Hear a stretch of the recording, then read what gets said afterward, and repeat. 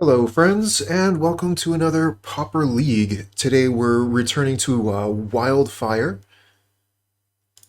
We've been playing this deck quite a bit lately, or iterations of it. I really like the combo between the artifact lands and Cleansing Wildfire. Being able to ramp you as you draw a card is very good.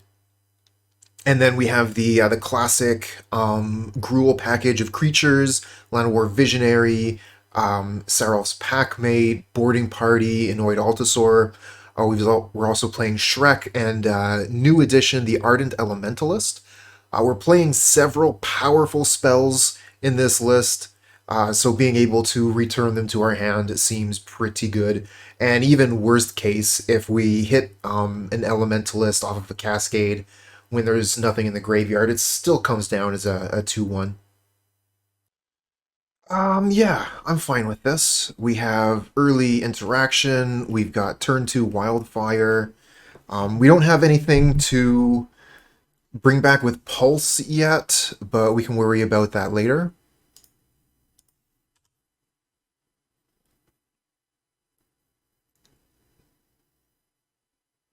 Ooh, we're going to have to worry about that real soon. This Pulse of Murasa is going to be pretty important to us this game. We're also playing 2 Weather the Storm main, so if we can draw one of those, get lucky.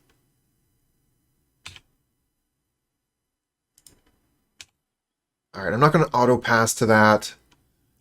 Made a pretty big mistake a few games ago where I could have gotten a few more draws if I had not auto-passed.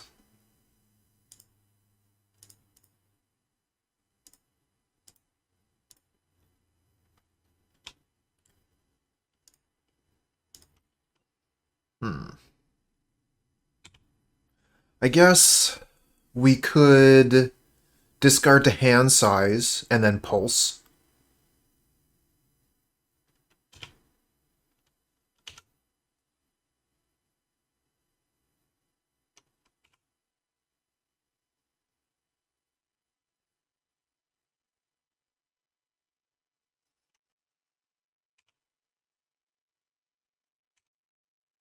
We might just be dead though.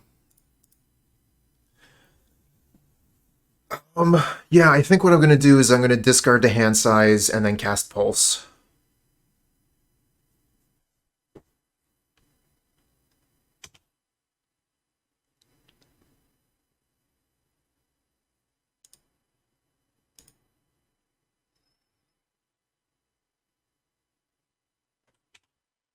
I don't like this. I wish they would have cast something here.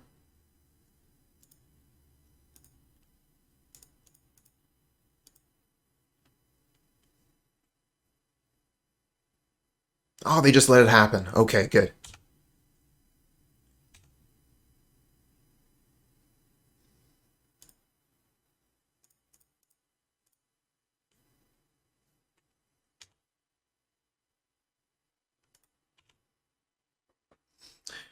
Galvanic Blast is live now, so we can throw that at their face. Of course, if they play a creature, we're just going to want to... okay, Searing Blazed.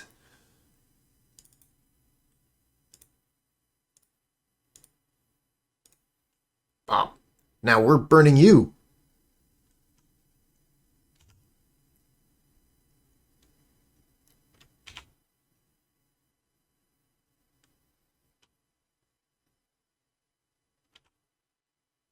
I think I would have liked to have killed that with a lightning bolt, so definitely a mistake to throw the aggressive Galvanic Blast there. Could have waited till end of turn. I was just being silly and I got punished for it.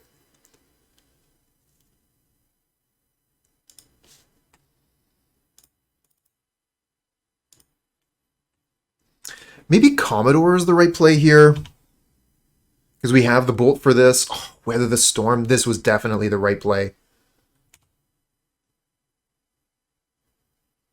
I think we can get more than 6 life out of this weather.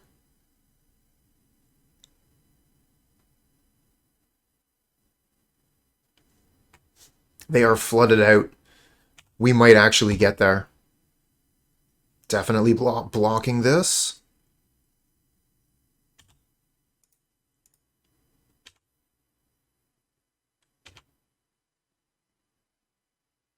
Okay, we'll just go ahead and untap here. Go to 9.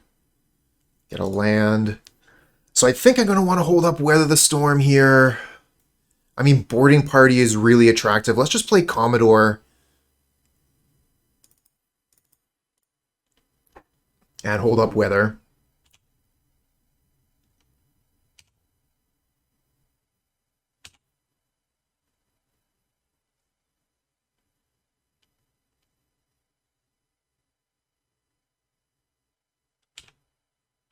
Oh, this is pretty ideal. If they just pass back here, nice.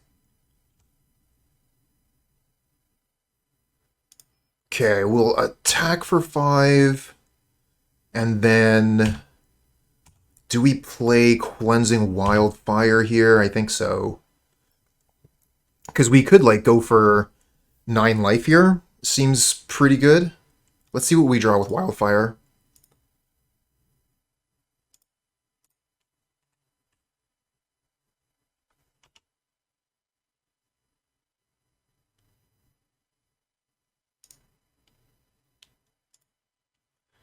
Alright, so we still have 5 mana. I think we just pass.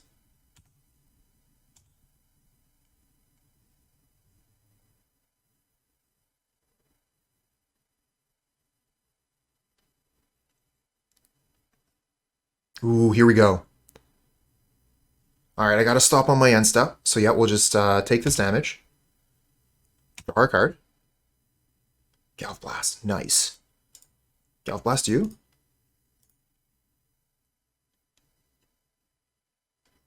Lightning Bolt you. Now I just have to hope that they don't have the kill.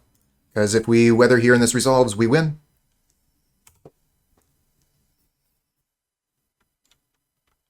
It's looking good. Looking real good. Main deck, Weather the Storm. Back to 20 life.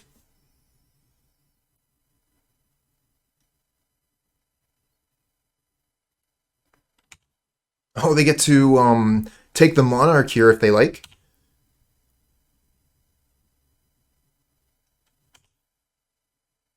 We're down to 18. They're drawing an extra card. But we do have an extra Commodore here to take the Monarch back if something happens to this one. But we're probably just going to play Boarding Party and trying to finish this off here.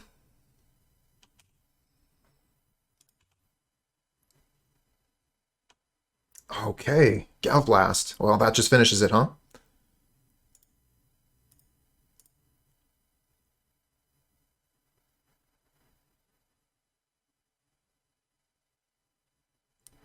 Not bad, not bad. I think that, I mean, I've been making some considerations to the Burn matchup. We've been seeing that Burn has been sticking around after the Shadowstorm ban, so we also just had a really terrible matchup against it. I brought in 2 Weather the Storms into the main along with the Pulse of Murasa, and I think that, I mean, I think this feels fine for a lot of decks that we're going to be playing against, since we're taking so much time to get up to our payoff spells. This can buy us a few turns.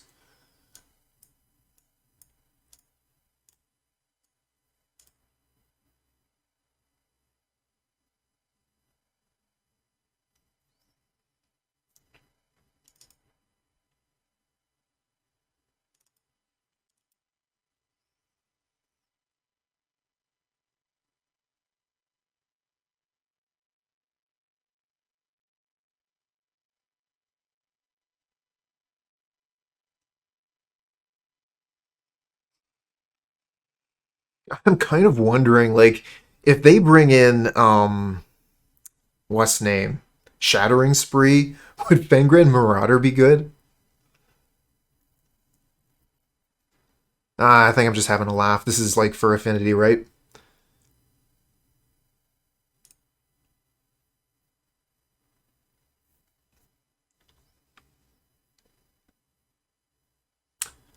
Oh, that's no good. 1 land. We're going to mulligan this. And it looks like our opponent is starting at 7. We'll keep this one, though, for sure. Even though we don't have any green mana left, this is pretty much the best 2 2 spells we could have in hand almost.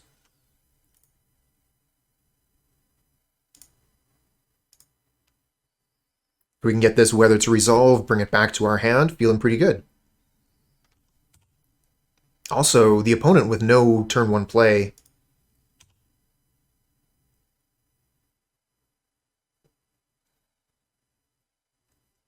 This is going to be a Thermal Alchemist. We're going to need a removal spell really quick. Nope. Unfortunately, we do have something to do this turn. I can foretell this.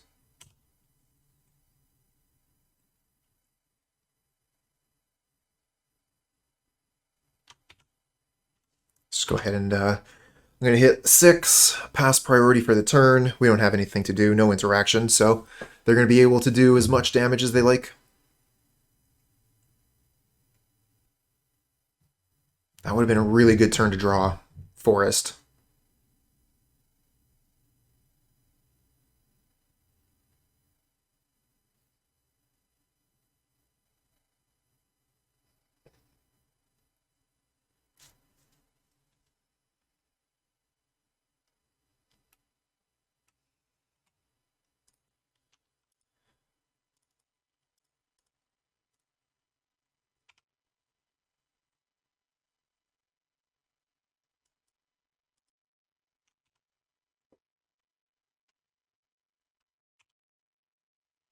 Kind of felt like we had enough draws to keep this.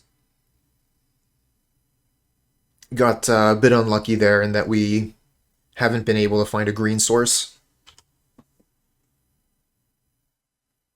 I still think it was right to keep this on 6.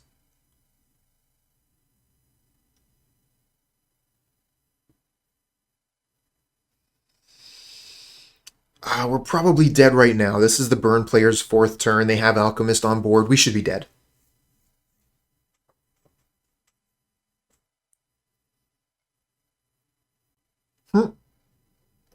Thought they might be playing Smash.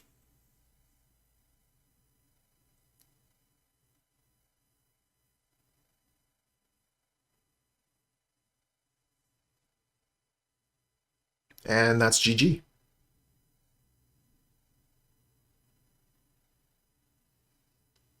On to game 3.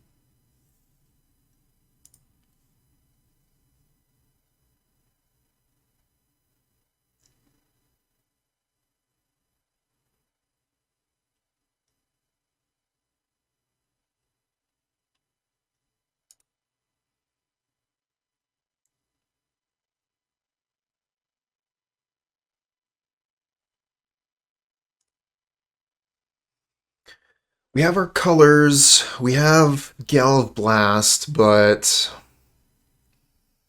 I'm not a big fan of this hand. I like this one quite a bit. We don't have the red mana to bolt their Alchemist, but I think I'm still going to keep it.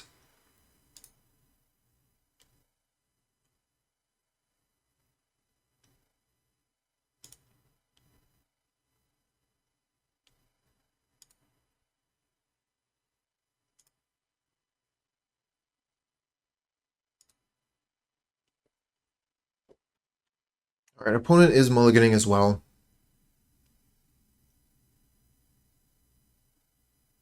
And they're going to stay on 6.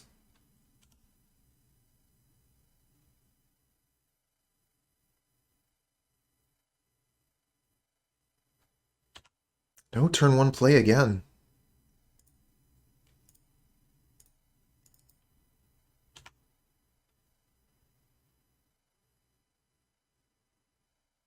There's the Alchemist. Let's hope we draw a Mountain.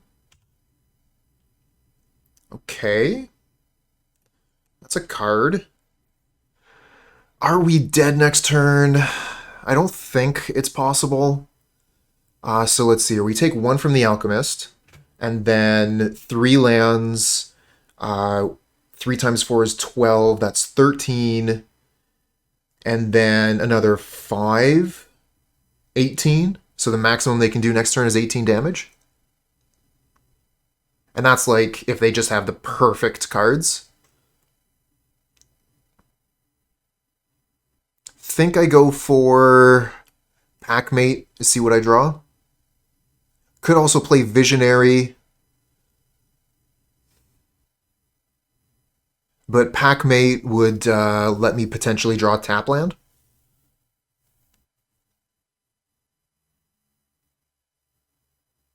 And yeah, I could draw Mountain with this and kill this. I get another Forest.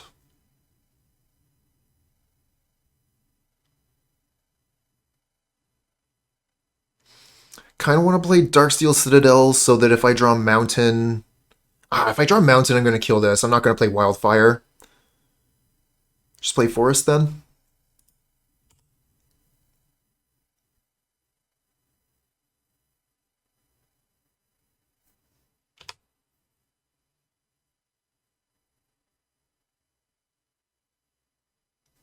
They should try and do maximum damage here while I'm tapped low.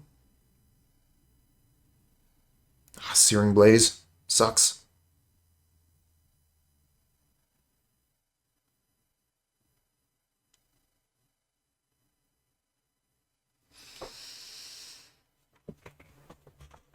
And the spike.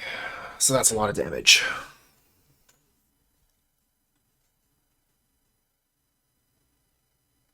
Another Weather the Storm? Okay.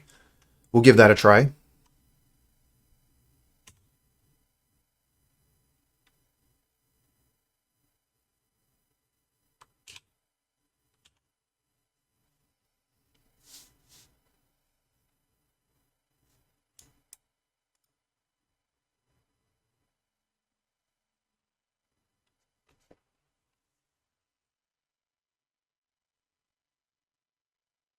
Suspending a Rift Bolt.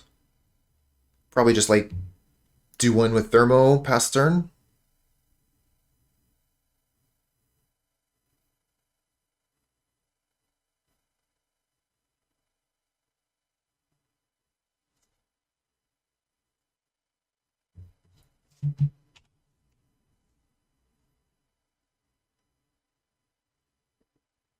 Oh, they are going to do stuff. Okay.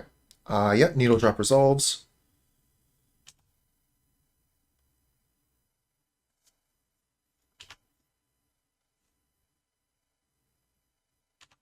All right, so that's one spell. I think we can do better.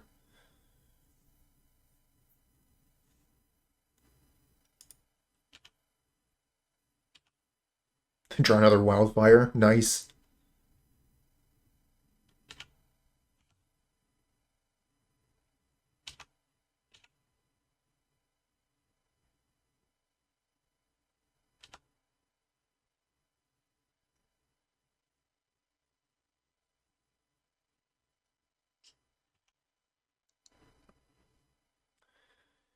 We're in quite a bit of danger here. I do feel a little bit better because we have two Weather the Storms.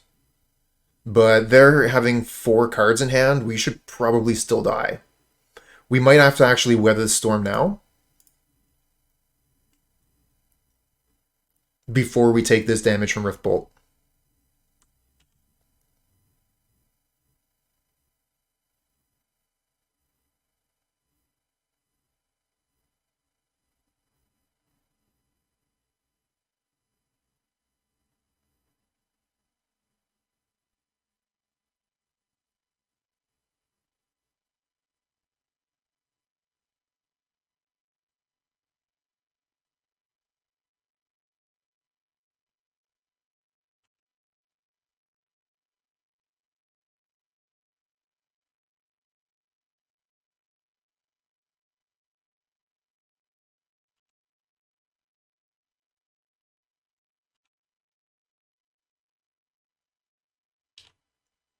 Okay. I think we're going to survive this turn.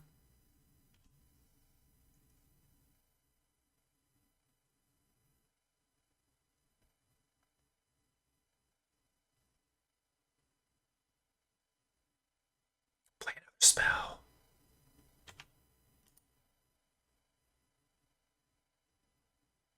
Ooh, another spell.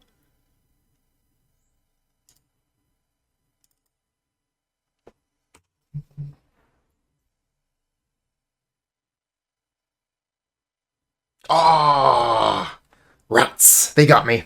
GG.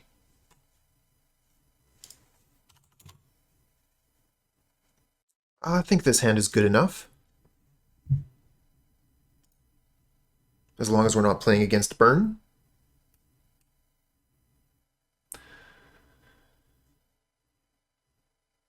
Okay. So, we're up against burn again.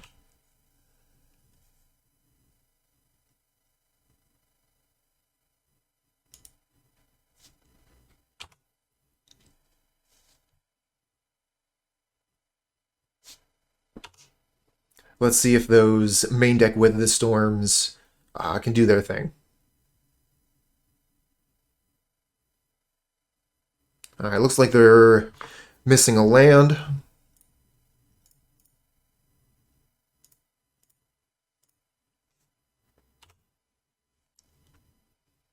So that could give us enough time to set up. Oh, no, they've found their second land drop. And is this... no, Curse of the Pierced Heart. So familiar.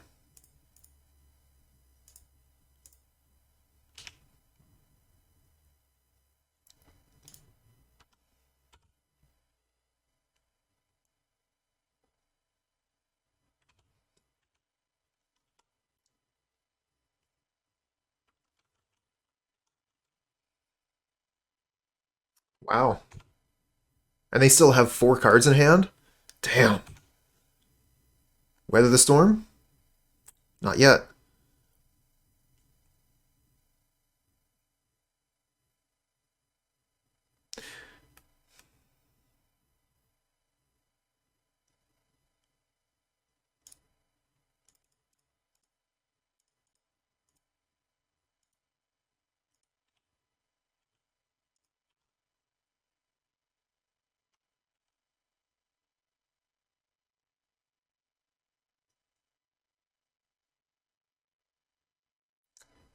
So this is their turn 5? Wow.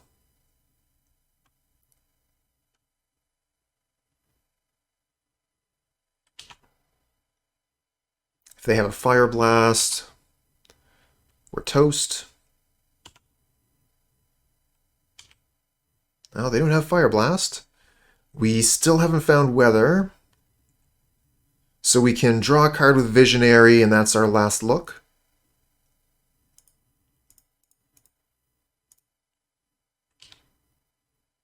Miss.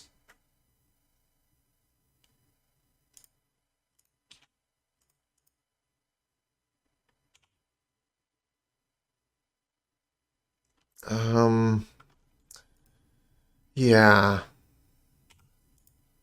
Draw it right now. Weather. Yeah, Weather the Storm. Gain 6 life. Still in the game.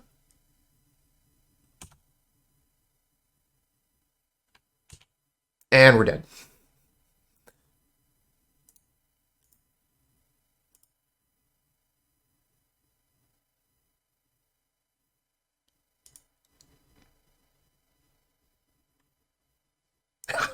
Pretty happy we managed to find the Weather the Storm at the last possible moment there, but it still wasn't good enough. Let's see. We're bringing one of these, both of these. Gotta take out 3 cards.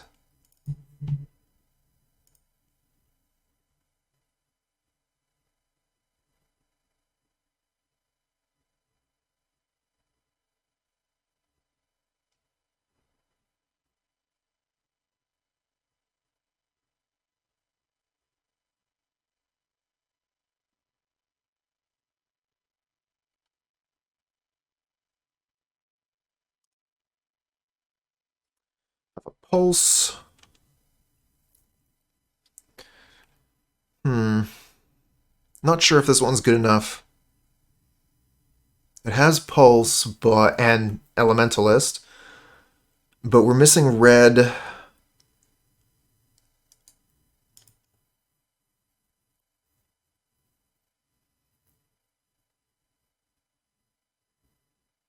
Should be taking these out in this matchup.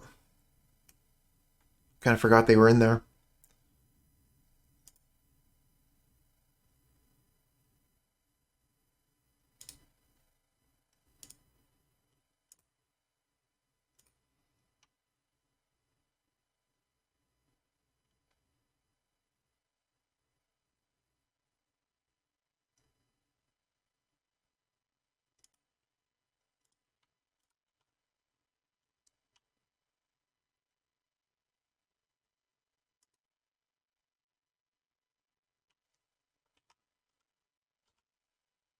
Getting those chain lightnings off early, so we can't play red-red.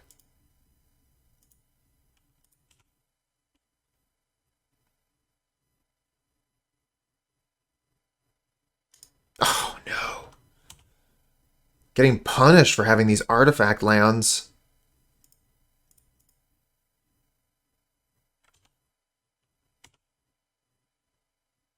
Well, at least we have a target for Pulse of Murasa now.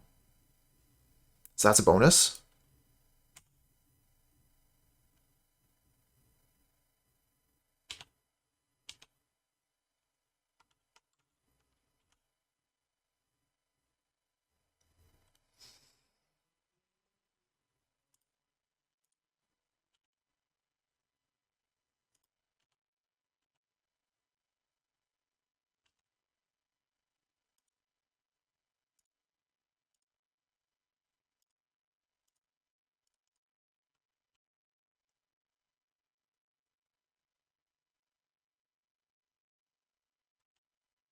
Another Firebrand Archer. And a Riftbolt Exiled. Okay, so we'll be able to take care of this Firebrand Archer before it does any damage. That's sweet. I think we'd probably play Visionary here instead of the Packmate, because then we know we're using our mana, and we can also ramp a little bit.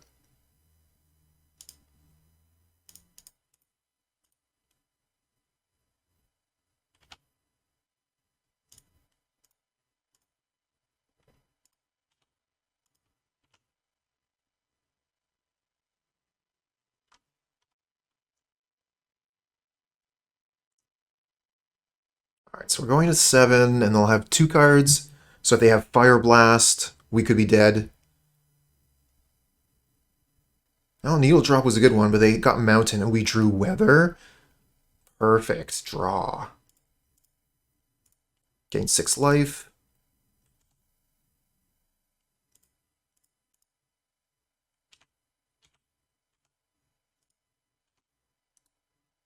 Nice. And the Ardent Elementalist there to get the weather back. So cool. Alright, so we're taking the Cannonades out. Actually, hold on a second. Cannonades are kind of good because now that we know they're playing the Archer, it does actually hit 2 of their creatures. So I think Cannonade is still actually better than Boarding Party or Altisaur.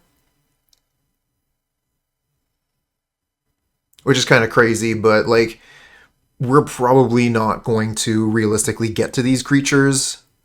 If we do, we're probably winning the game. And we're only really going to need to cast 1, but we're mostly going to be relying on this earlier stuff and these 4 weathers.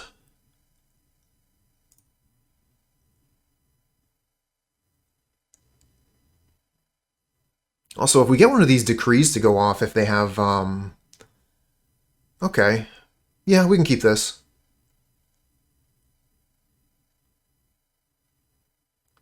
But burn being on the play, we could be dead before we take our 4th turn.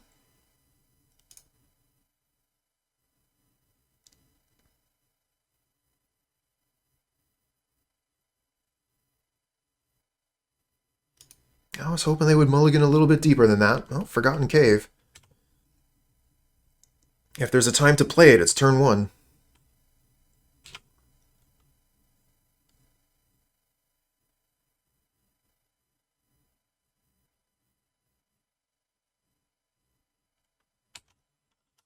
Pass the turn. Pass the turn. Nice.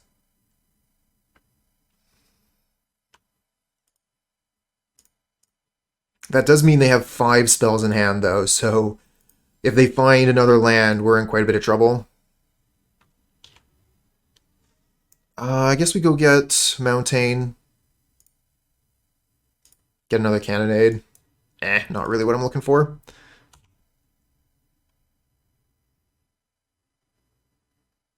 Oh, they found another Forgotten Cave. Bolt our face. Find a Citadel. So we could play Citadel Packmate. I think that's probably the best thing. Could also play Bonder's Ornament Bridge, which ramps us. think I'm more into drawing cards right now.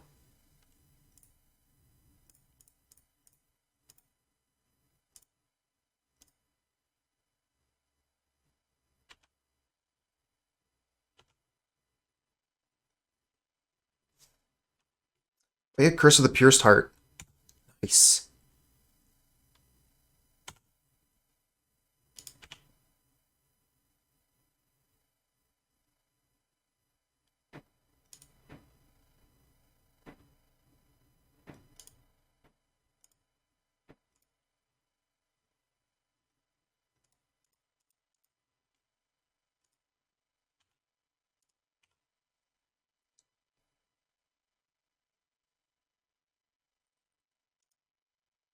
Okay, we have a Galv Blast for that.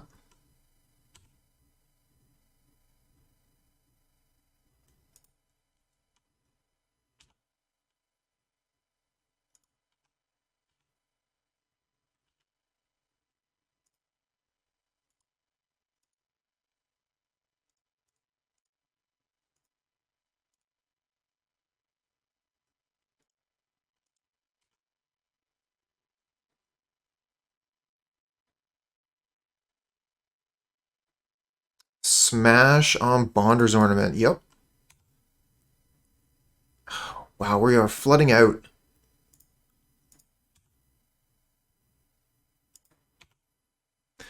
Remember what I said about those Fiery Cannonades? It kind of feels like every time I say something, I'm just being maximum punished for it. So maybe I'll keep quiet for a little bit.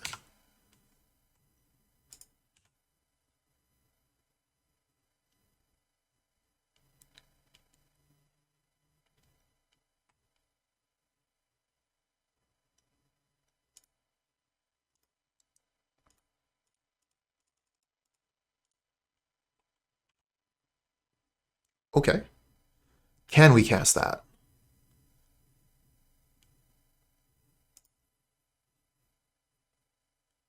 We would have to return Thermal Alchemist to the opponent's hand. I think that's worth it.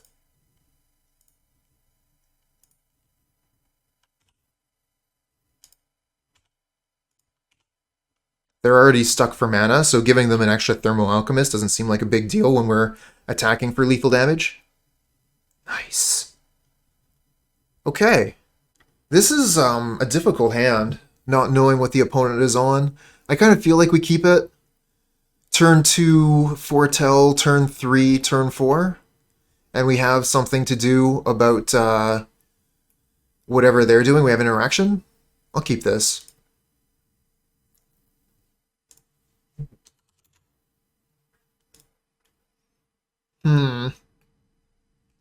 Thriving Heath Black. Interesting.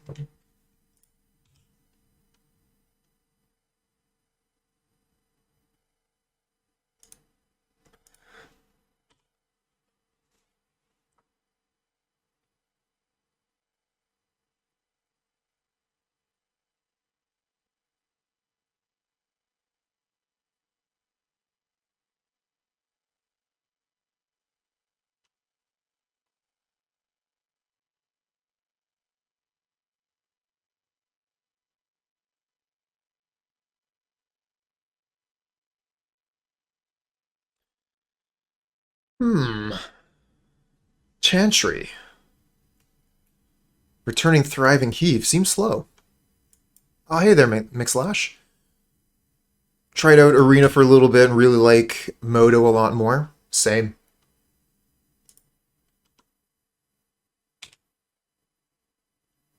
Okay, we find green mana. Good news, everyone.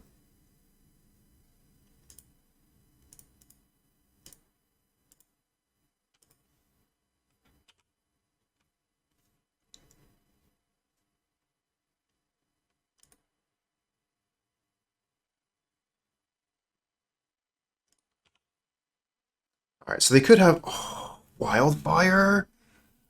Ooh, that's attractive. I really like Wildfire Karoo. Just seems like the thing to do. And chat loves land destruction. We don't have an indestructible land in order to ramp. We could Wildfire their Karoo.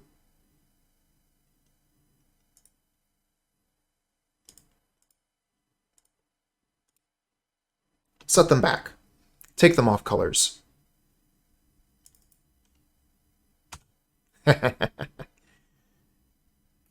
Okay, Omen of the Sea. So they're on the Esper value deck. I mean, a lot of Pauper is value, but they run a couple of Omens, even Mind Sensor, Slagwoods Bridge. I guess that was the reason not to play a land this turn. Damn, so close to being able to use this to ramp us. Alright, anyway. Nothing else to do. Let's pass.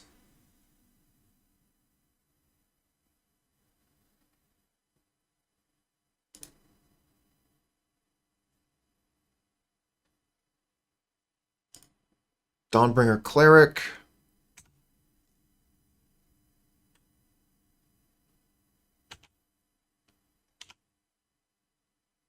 And a Visionary. So I think we probably go Ornament Packmate.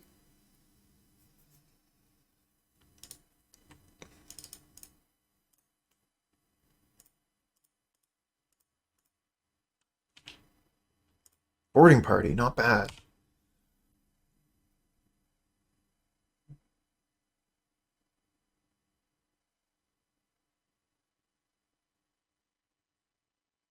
Evoked Muldrifter.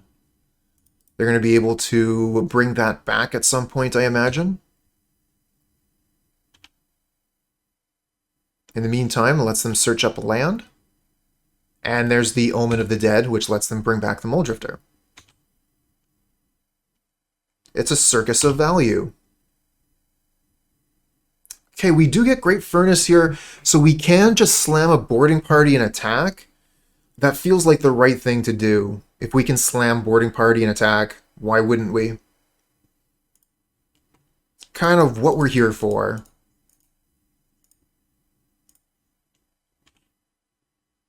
Elementalist, I guess, yeah. Get that Cleansing Wildfire back. And then we can actually use it to ramp. Decent.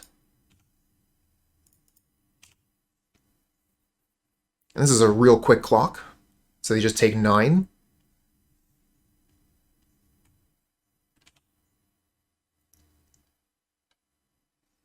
We have Galvanic Blast online, so we can either use it to take this off the battlefield, but I think more likely we'll send it at their face. Just depends, right? Like how the blocks can potentially go. I was thinking like if we could use it to get the boarding party through, that might be worthwhile, because then we're doing 6 instead of 4. But boarding party is no more. And if we use Galvanic Blast to get rid of the cleric, maybe the Elementalist can get in for damage. Let's see what we draw. We might want to just Altisaur anyway. Lightning Bolt. I mean, that's 7 damage in hand. We're almost there.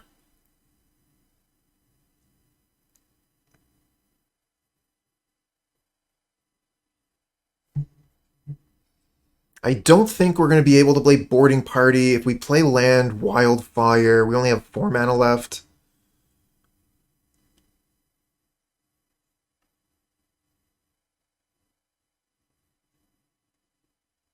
First game of the league? No, this is actually match 3. It seems that MtG bot is not working right now, so I don't have that helpful thing that's usually above my head.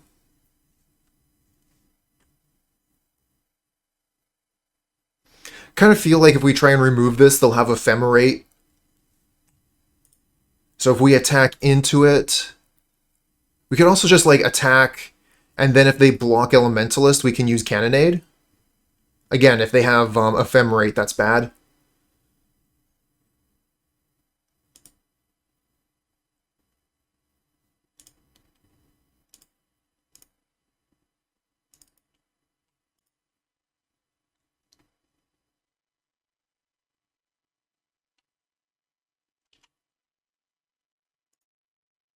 Get another Bolt. Oh, that's so close to lethal. If we can get this Packmate in, we can maybe kill them.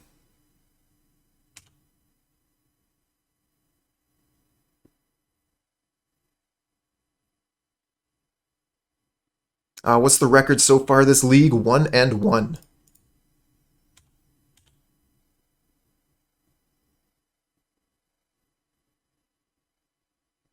Okay. So this is not going to be lethal. They definitely have the Ephemerate. I'm wondering if we still just kill this. Probably. Because that blanks the Ephemerate.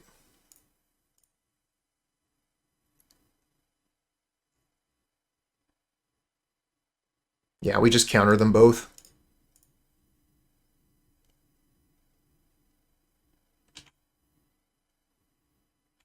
Lightning Bolt being used as a counterspell here. Ephemerate is a very powerful card. So being able to counterspell Ephemerate, I believe, is worth it. Even though we were so close to being able to burn them out, we weren't going to be able to. So let's change gears and use these removal spells as counterspells.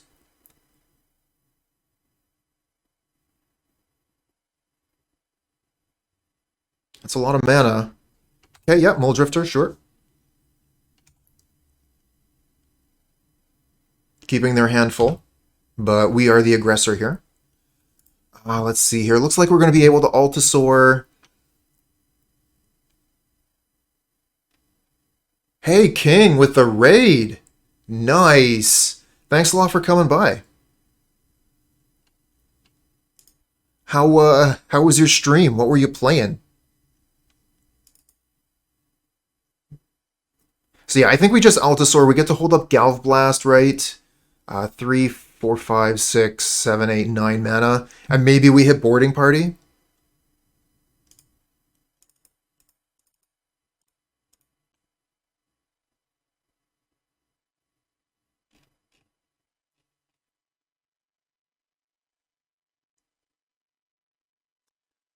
Playing some Affinity. 3-2 each time. I mean, that is positive. At least you're getting your value back plus a little more. I think we cast this. We lose our Elementalist, but we get in for extra damage. And I like having the Muldrifter in the graveyard.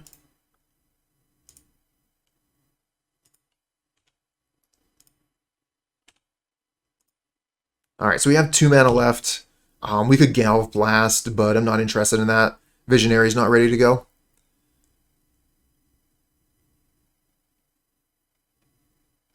What's the black card on the field? Omen of the Dead. It works kind of like Raise Dead. It's a sweet card. Yeah, sack Packmate.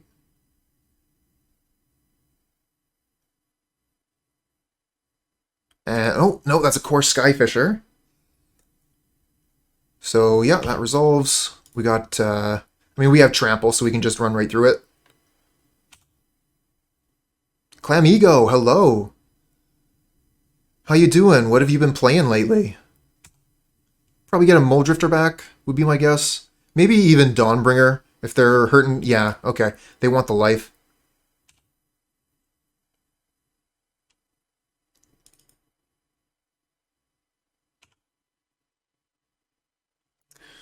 Okay, another Lightning Bolt, so that's basically death. Got 7 in hand plus trample damage here.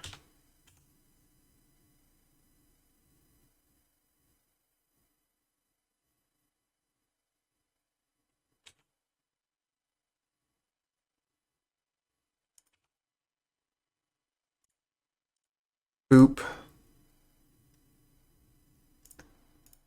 Boop your snoot.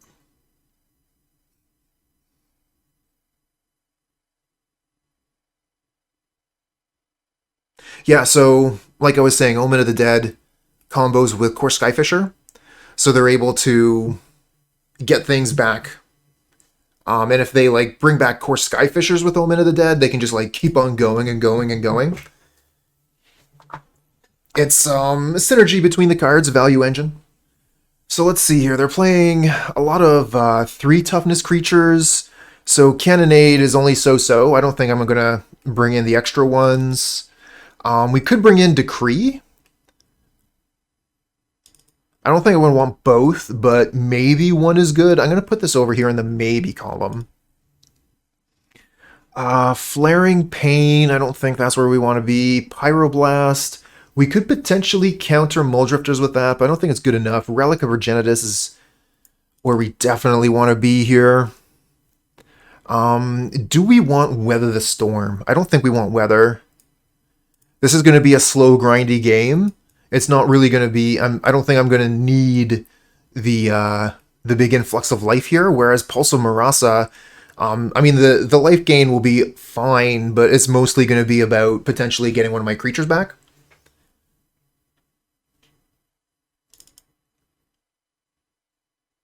So yeah, I think we'll stick with something like this. We got to take one card out, huh? I think I'm going to want to keep the Decree. I might actually want to go up to 2 Decrees, because they're going to also be playing Journey to Nowhere, which is one of the better removal spells in the format. But if we can hit Journey or 2 Journeys with Decree, that would be pretty great.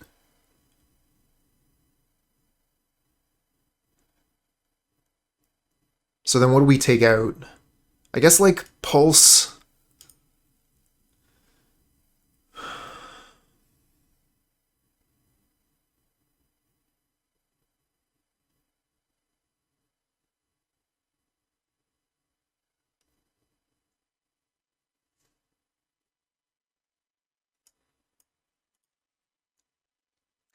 Could even take out a Cannonade.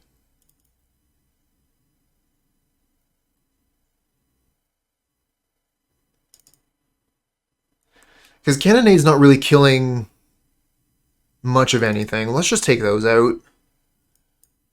Keep all of our good cards. Thanks, Martinez.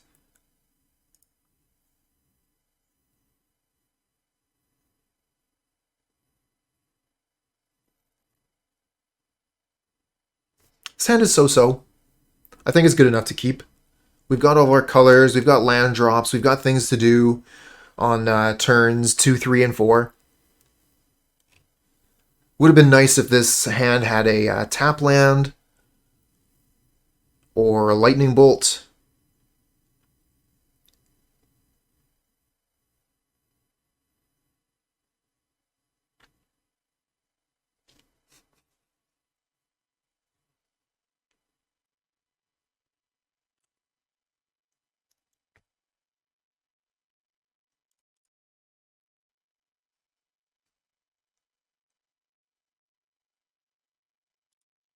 Evolving Wilds, they don't have too much to do on turn 1 either. Hey! All you gotta do is ask sometimes, huh? Alright, I don't need any more lands for a little while. Let's draw some spells. Spells from the top, please.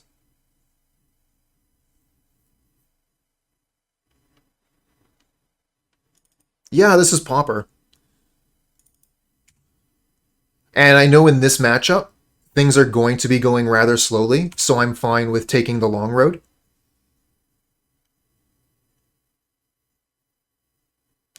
Think that I'll probably... Like, the way they've played this out, I don't think that they realistically have Dust to Dust. But I think just in case, I'm going to play the Mountain here. Although, like, they can just go ahead and wait 1 turn and then really punish us. At least we'll be able to play a Visionary and... Anyway. I'm not even certain that opponent could be playing Dust to Dust, but it is a very strong card and it would be very good against us.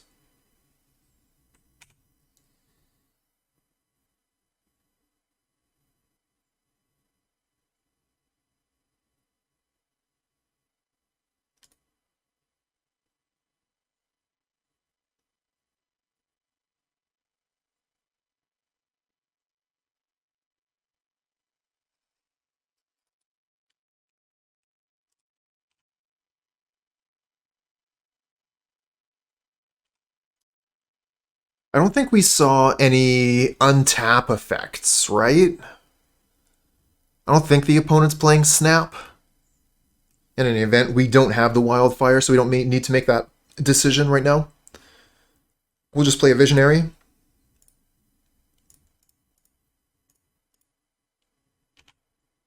Oh, there's the wildfire right on top. Okay. So we'll have to make that decision next turn. I think I want to kill the Chantry. Killing Karuz is... it's very good. But being able to ramp would be nice too. Especially after losing that Visionary. We are wanting to move towards Altisaur. I think we'll probably ramp. A boarding party? Yeah, we're definitely going to ramp. Alright, so I'm going to play Packmate and ramp.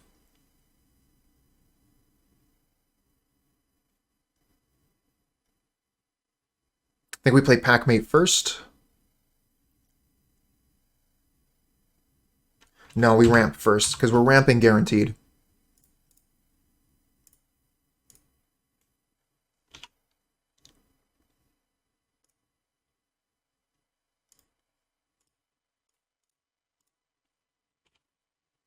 Another wildfire? Nice.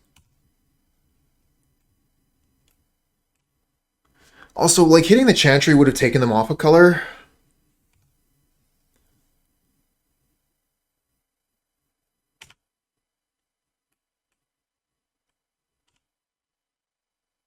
And then do we just play boarding party here?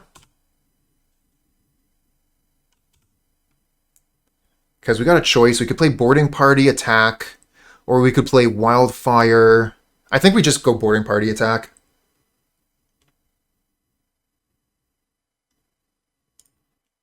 And then play Altisaur next turn. Let's just do the Dex thing. Instead of trying to get clever with wildfire. Okay. I guess we can just do both.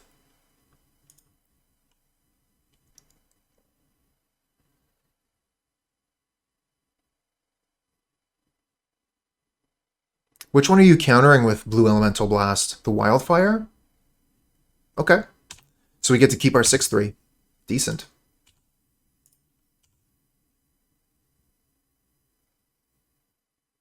They really wanted to keep that Chantry too. So maybe they do have Snap. Oh, they just had 2 Blue Elemental Blasts. So in that case, yeah, that ordering makes sense. Take the 6 and save your land. That's a Muldrifter. Alright, they get to gas back up, but we're going to play an Altisaur, which can block flyers.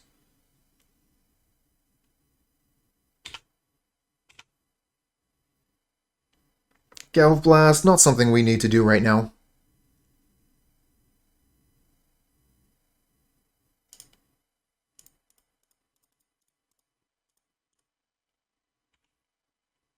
Yeah, cast that.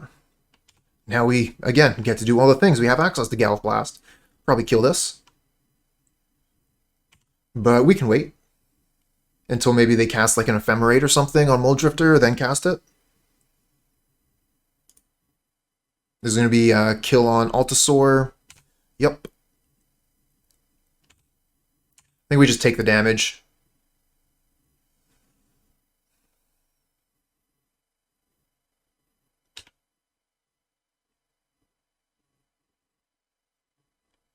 Guess we could kill this. Because if they Ephemerate that, it's not a big deal.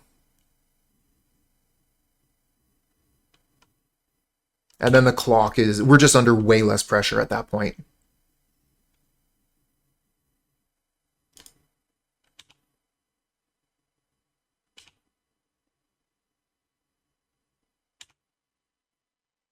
We had a bolt.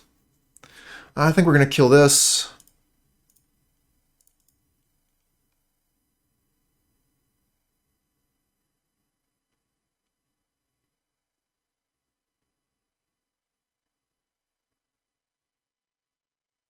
Get a Visionary. How much mana do we have? 4, 5, 6.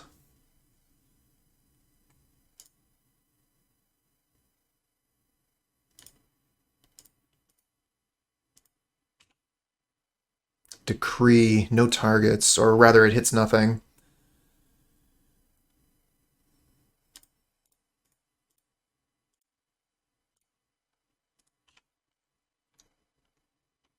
Wow, we are way down on clock here. And a Bajuka Bog? Yeah, that is relevant. That is relevant.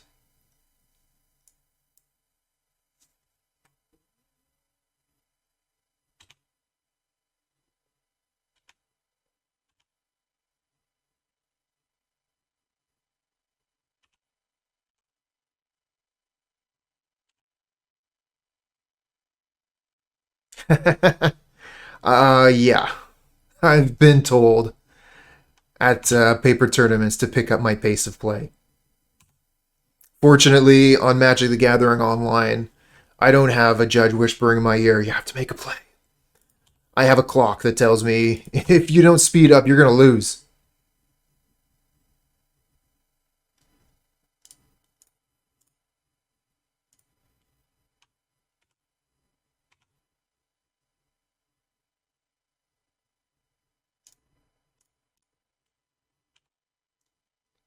Relic, a little bit late.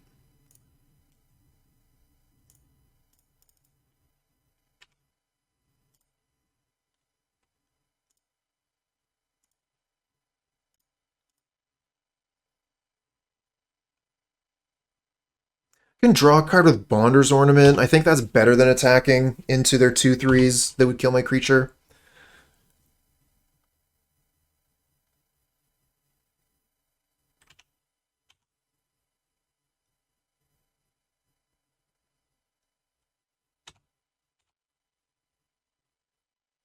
Womp.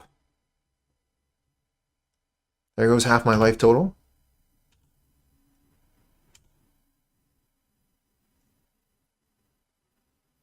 Just returning these Mole Drifters and these Core Skyfishers with Omen of the Dead.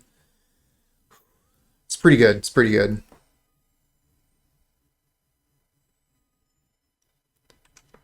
I think that I think this game is long lost.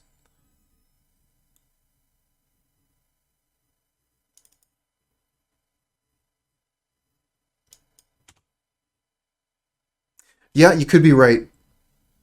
Might not have Journey. It seems strange with the configuration of the deck, but it's definitely possible.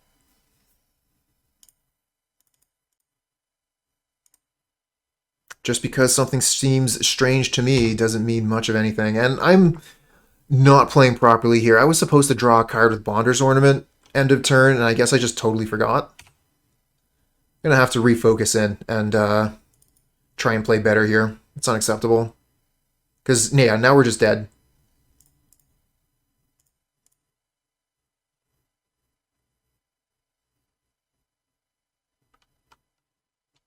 Could have drawn that, blocked the creature, still died.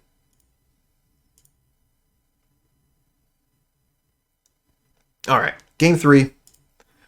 Let's try again. Do we think anything has really changed here? Yeah, we wanted to take out these decrees. I might bring in a pair of Cannonades again. Doesn't seem that great. Maybe bring in the 2 Pyroblasts to try and counter Muldrifter.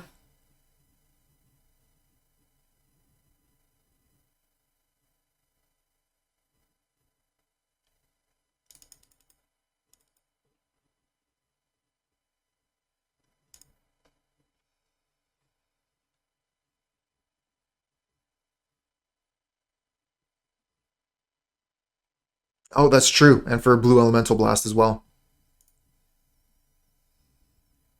Got 2 lands, got Relic. Relic is pretty good. But we don't have green mana, so we're not going to be able to cast our spells.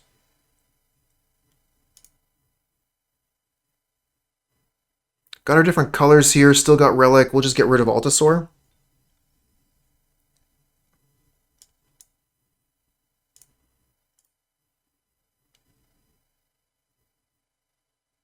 Just imagine Narset being legal. Yeah, that would be format defining.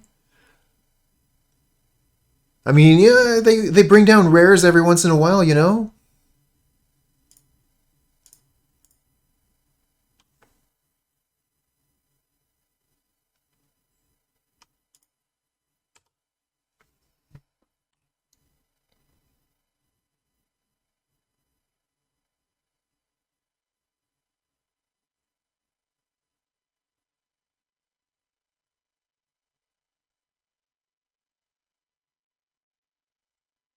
Imagine not drawing cards in Pauper.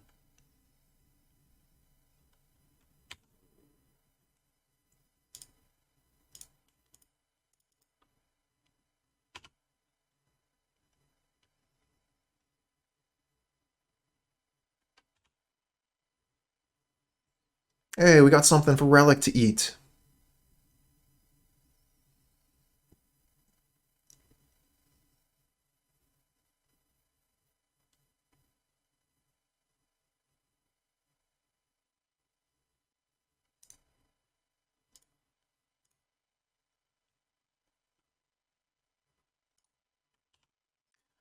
It'd be good if we can keep on top of that.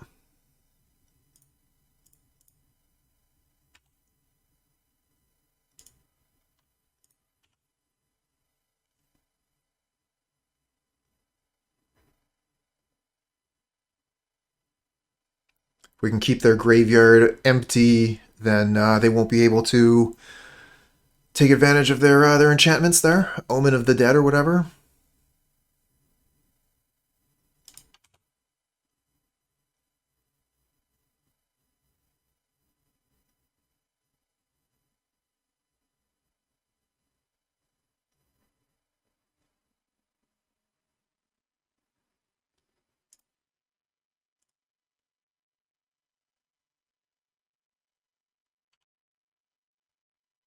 Another land. Okay. So we could play Bonder's Ornament and Foretell Packmate. Seems good.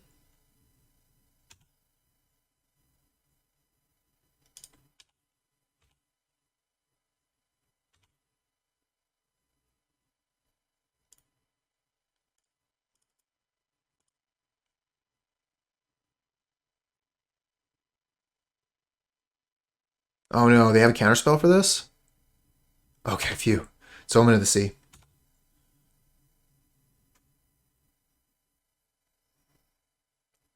Didn't think they would be running negates, but again, just because I think something about the opponent's deck doesn't make it true.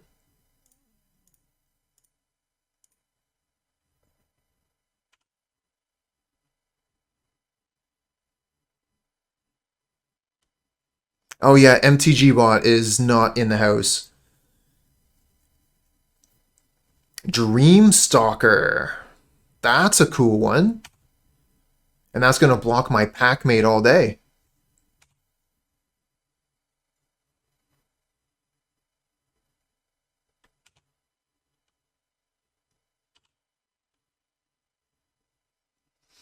One, two, three, four, five.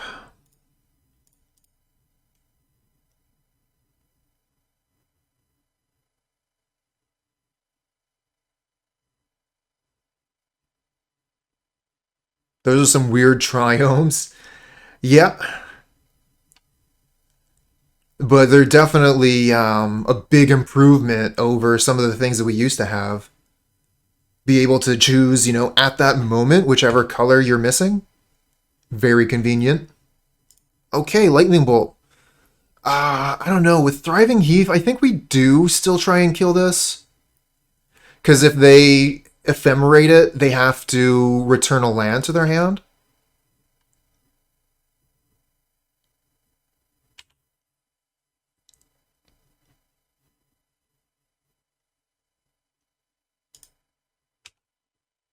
Are they better than the Khan's dry lands? Nah. I don't think we have access to those. Okay, there's a block.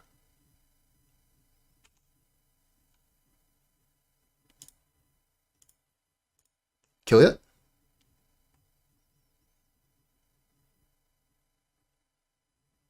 I think they are. Oh, Blue Elemental Blast on the Bolt. Yeah. That works. Alright, pass turn. We have Boarding Party next turn. That attacks through Dreamstalkers. Or kills them.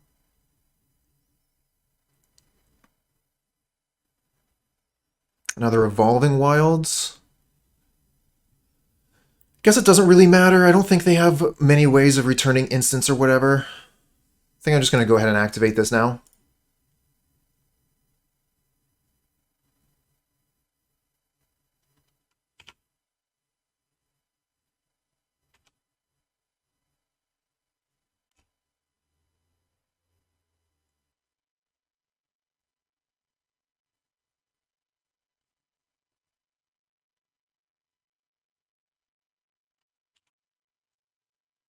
Oh, scry, the old scry then shuffle.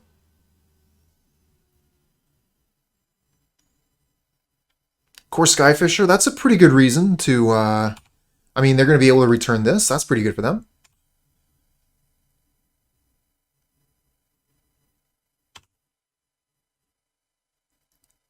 Getting that value train going. Oh, Lightning Bolt. We don't quite have enough mana.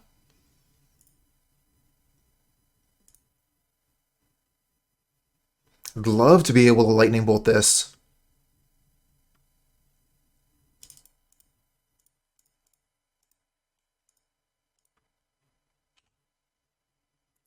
Okay. Ardent Elementalist, return Lightning Bolt. Done. That's a sweet one.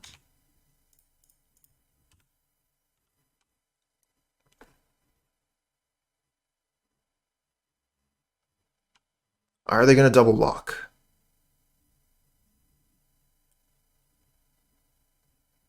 Oh, they are going to double block to kill a wolf. All right, well, let's kill the core Skyfisher. Yeah. And I mean, like, they'll be able to return it because all my lands are tapped, everything's tapped out, so I can't relic or whatever when they do their thing. I still think this is fine. Get in for 9. And if they want to spend their mana doing their little combo, then more power to them. Cast down, yep. It did its damage. Got another one. Also, 2 bolts.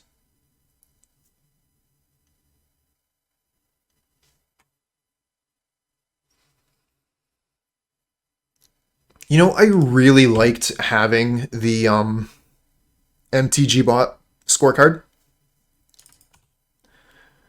Because here's a little story. When I'm playing Magic, I write down a lot of details. It was a big deal for me when I found out that we were allowed to write down the contents of a person's hand after you use a duress or a Thoughtseize effect. So, like, I write down who's on the play, who's on the draw. I write down everything. Another lightning bolt. I guess they just die.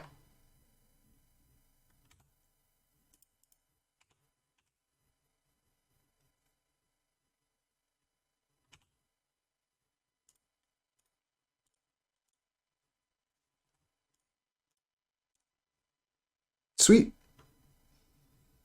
This deck has reach, and that's one of the things I like about it. It's a creature deck with punch. Not a fan.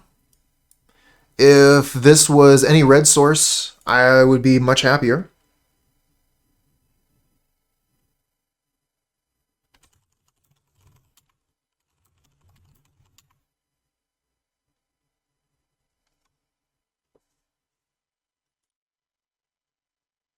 We're going to mulligan this. Much happier. No, with the opponent being an unknown deck, I think we get rid of Cannonade.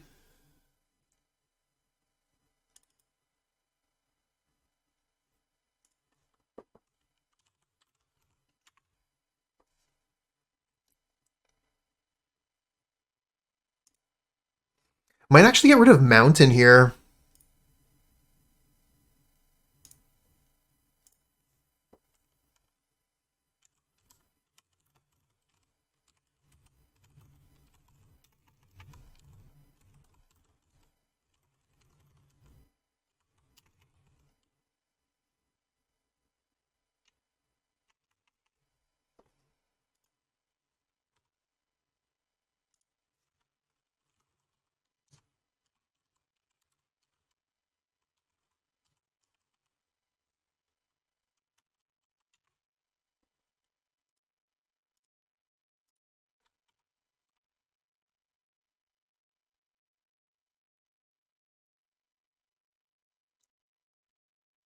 Just having a little conversation with the opponent in chat.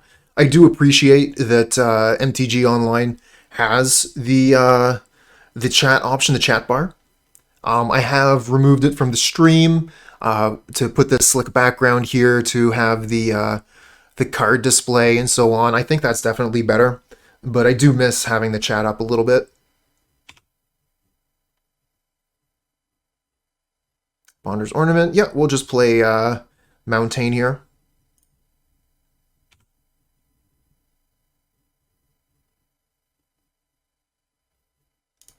And a Spellstutter Sprite Raw. I guess they want to do the ninja thing, and we can't do anything about it. The question is, do we 1-for-1 the ninja with Cannonade on untap? Or do we play Visionary? Might just play Visionary. I don't know. It's so risky to leave a ninja unchecked. Oh, no ninja. Okay, well then we're playing Visionary.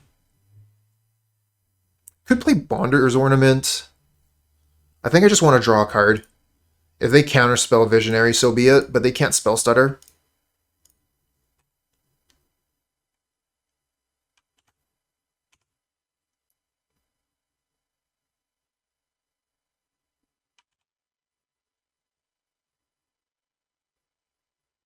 Main phase Brainstorm, but they got the right Brainstorm, Mercadian Masks.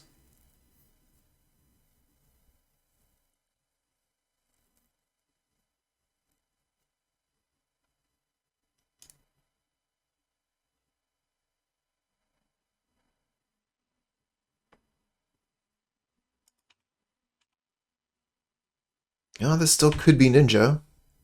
Looked like they were wanting to spend their mana on other things, though. Holding it up for Spellstutter Sprite, it seems. Spellstutter Sprite's going to be able to hit Cleansing Wildfire. I think we go for Bonder's Ornament.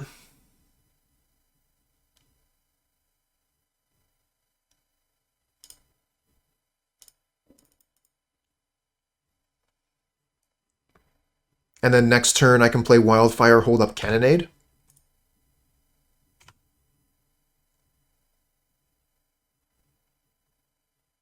That would be pretty sweet. Play Wildfire, they spell stutter the Wildfire, we Cannonade with the 2 spell stutters on the battlefield.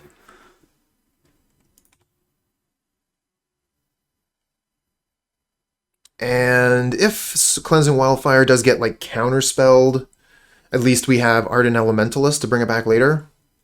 They've gone through 2 counterspells already. And with them cycling an Ash Barrens, revealing Island, we know for sure that they're on mono blue control. So we don't have to worry about cast down or snuff out. Alright, is this the time for Ninja? It is not. Alright, Cleansing Wildfire time. Let's go.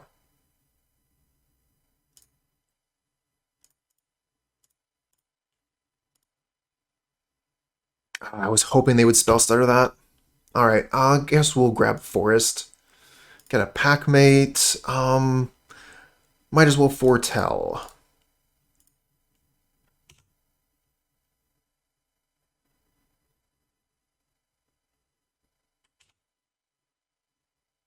Oh, there's another swamp.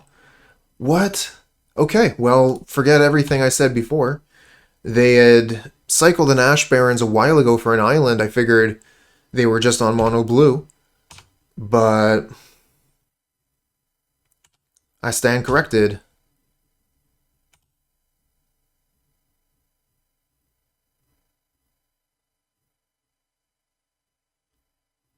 So we could go Elementalist, return Wildfire,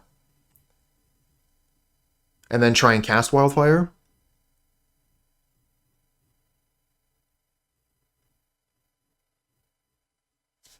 Could also just go ahead and cast Packmate, since they've gone through 2 counter spells already, and that way we aren't opening ourselves up to Sprite at all.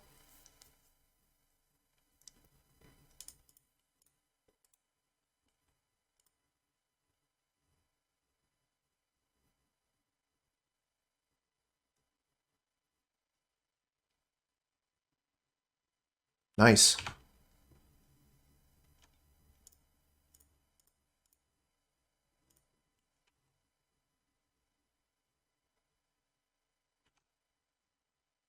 Okay, we're getting somewhere. We got Weather the Storm to give us some time.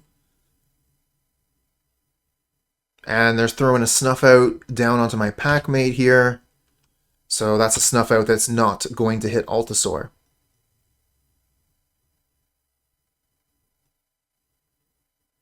A Thorn of the Black Rose. Okay. Just trying to think about how we can steal the Monarch.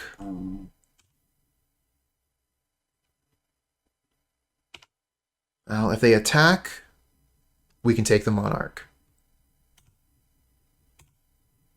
The Lightning Bolt has to work, of course. But this is game 1, so I doubt they would have Hydroblast or Blue Elemental Blast.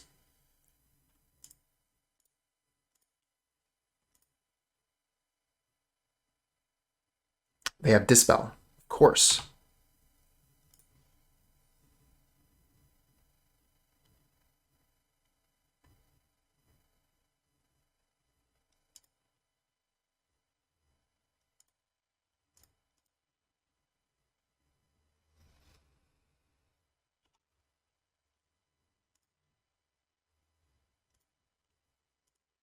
So I guess we attack and then Cannonade. But they're going to have the Monarch for a while.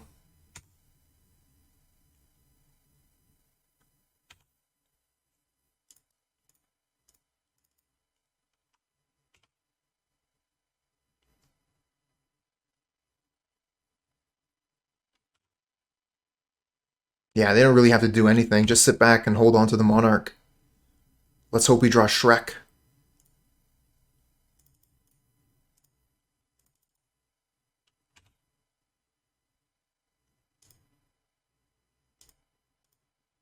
Not bad. What do we get with this?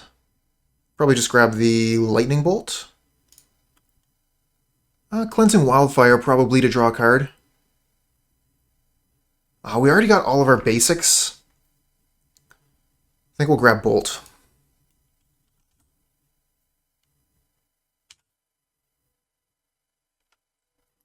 Definitely nice to grab a second creature here.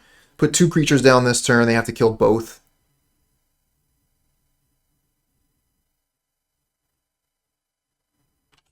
Okay, there's one down.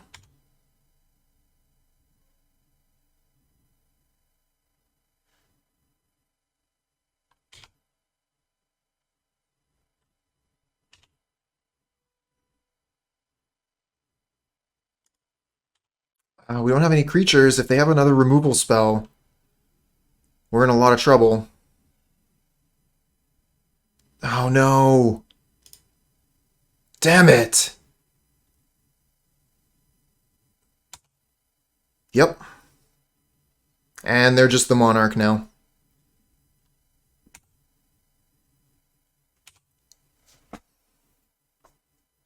At this point, we have to draw Shrek.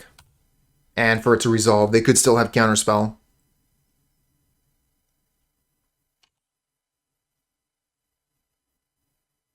Oh, Boarding Party is good.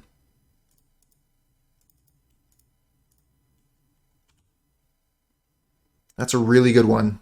And we draw... Okay. That is about as good as it gets. Those are the 2 best possible draws. So Boarding Party into Shrek. They have to take care of both. They need Counterspell for Shrek and Removal Spell for Boarding Party.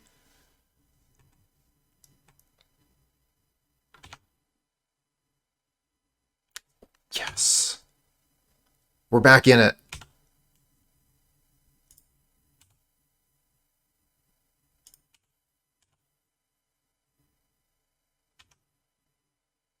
Alright, I think we just leave up damage here. We could weather for a bunch, but I don't think that's what it's about. I'd rather keep up some form of interaction, so we could potentially kill Spell Stutter Sprite, for example.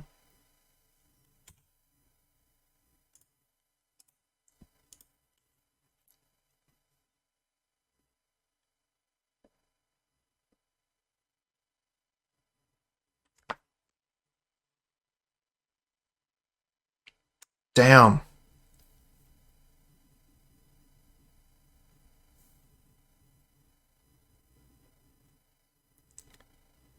Alshelda Winda, thanks for the follow, friend. Hey, yeah, the teamer with Muldrifter was a lot of fun.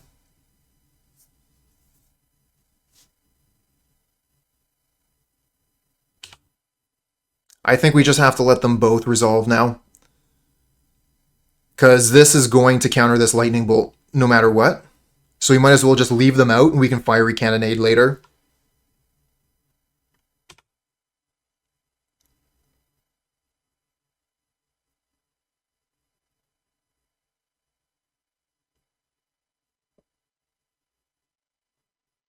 It's all about who has the Monarch.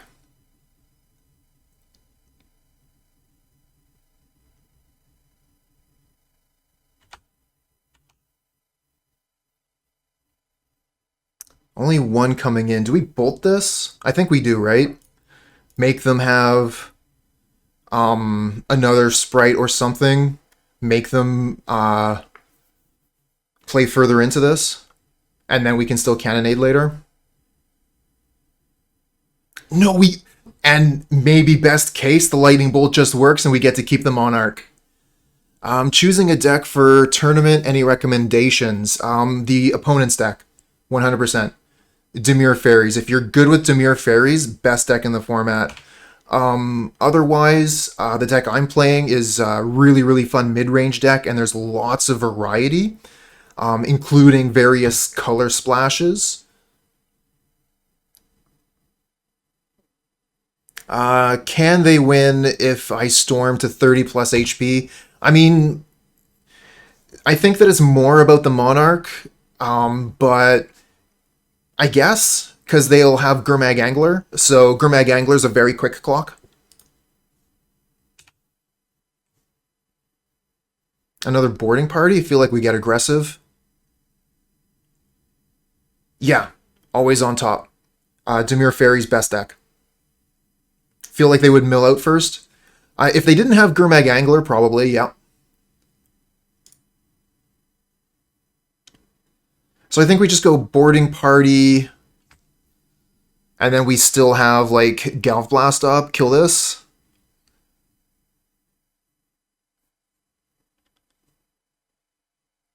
Boarding party, we have Cannonade up.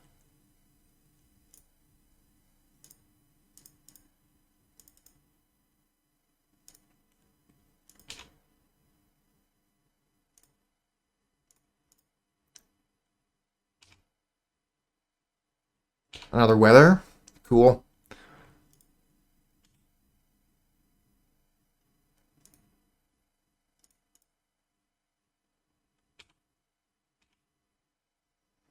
This is a ton of damage. Lethal coming in. Not to mention the Galv Blast in hand they don't know about. So not only do they have the pressure of the Monarch bearing down on them, there's also these creatures here. Things really turned around with that boarding party into Shrek. Agony Warp is pretty cool here. Nothing we can really do about that, so it's going to be able to kill the boarding party, and it's going to cut Shrek's teeth. Why weather? And it's just main deck. It's not about the matchup. It's just main. This is game one. Oh, the Snuff Out. Wow. Okay, do they block Shrek? No blocks on Shrek. I was kind of hoping they would put Augur in front so we could get a Cannonade to do some good here.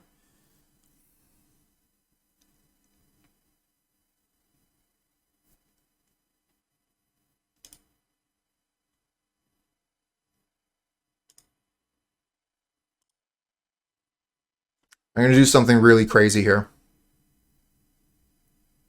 Kill their flyer and gain 100 life. So we're not under any pressure as far as our life total goes. The only pressure here is the Monarch, but that is significant pressure.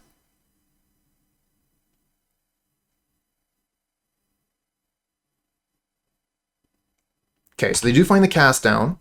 They can attack, but this has trample, so we might be able to just steal the Monarch back immediately if they don't have Snuff Out. Oh, that's going to draw them some cards. Have they already played a land this turn? Doesn't look like it. We should still be able to take the Monarch back, though. Again, unless they draw Snuff Out.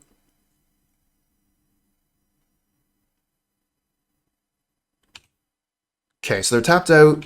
No Snuff Out, no Snuff Out. No reveal. Cleansing Wildfire.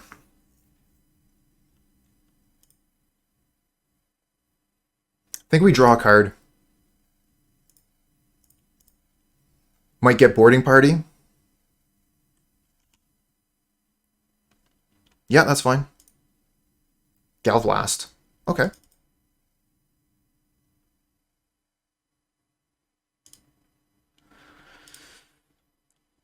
I think this is lethal. Unless they have Snuff Out. Oh, they just don't block. Nice.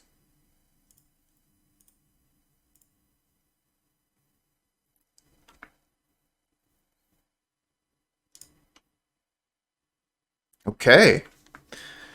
So, weather is not something I'm particularly interested in this matchup. I do like Cannonade quite a bit.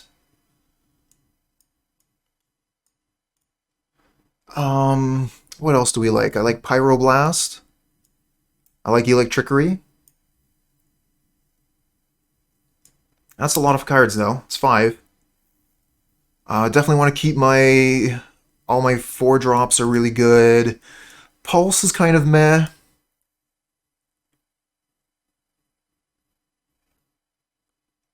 Maybe I don't need all the Cannonades.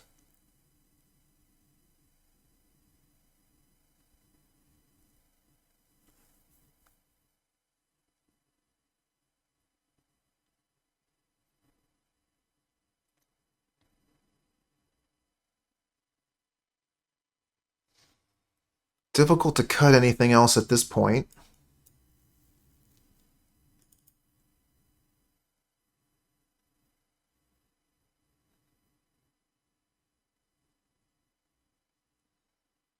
Maybe cut 1 Visionary?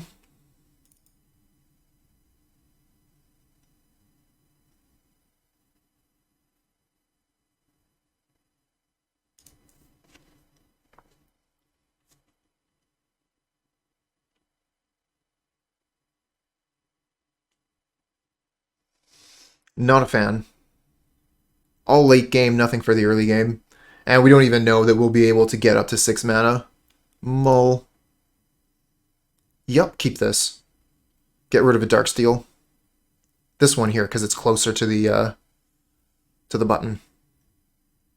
Hey! Shendar Ever.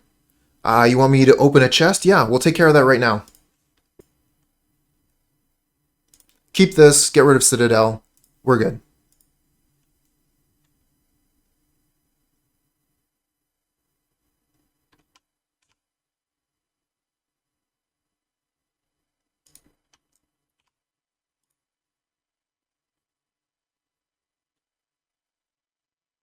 Oh, as a Karn target. Nice. Yeah, what is that? Karn the Great Creator.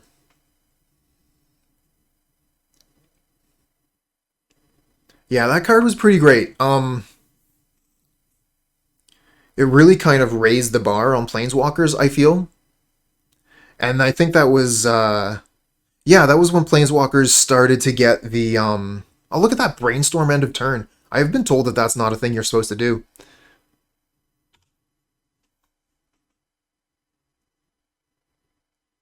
But, I mean, I've done it myself, so... And their upkeep shuffling with Ash Barrens? Okay. They had a plan. They knew what they wanted to do.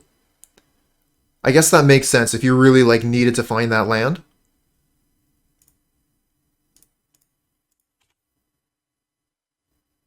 Yeah, Karn was printed alongside Narset and Teferi. Those are the Planeswalkers to remember from that set. Ashiok was okay.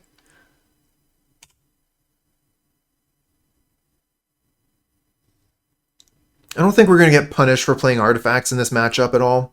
Just going to play Great Furnace. Go get a forest. Bolt is fine. Kind of scary playing Shrek. Because they could just have Spellstutter Sprite take the Monarch away first thing. Packmate's nice. I'll play that.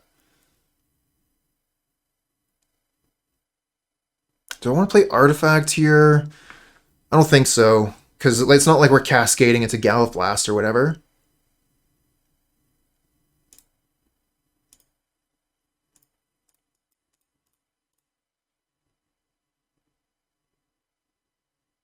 Counterspell, that's fine.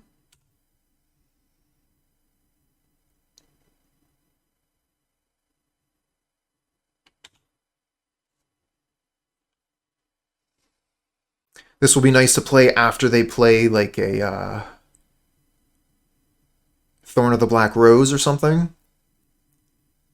If they bring the Monarch into this, I can take it. Because I think right now, I kind of feel like my deck has a slight advantage against Dimir Faeries. But maybe if I draw a little bit better. I think we kill this. So they can't do any ninja shenanigans. I wouldn't want them to be like... And actually, Crimson Fleet Commodore looks pretty good here. Because they cannot take the Monarch this turn. Yeah, let's go for it. We guaranteed get 2 draws. Plus we're setting up for boarding party. This is really aggressive. I like it.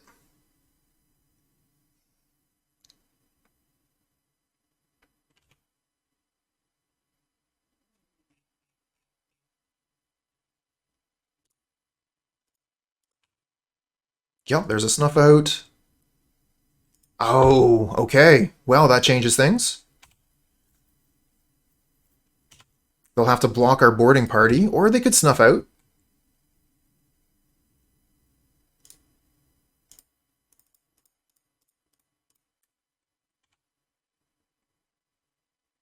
Oh, I guess we kill this.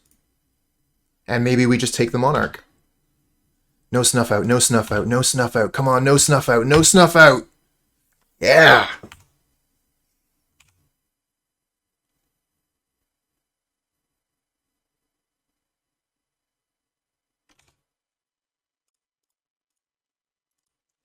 All right, it's going to hit F6. And we'll probably just slam another boarding party. Oh, they got to cast down, so our boarding party's going down.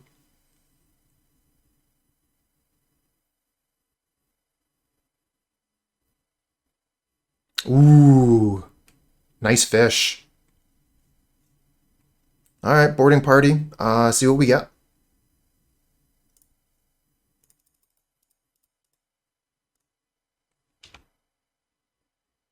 Cleansing Wildfire. I mean, it draws a card.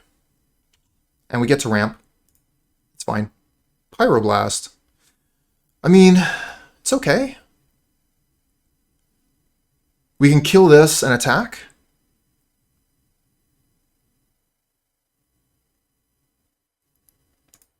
Because we know they have cast down, right?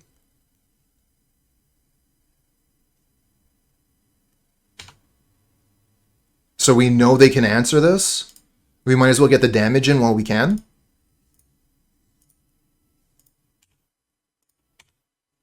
Put them to 4, then now they're dead to Galv Blast.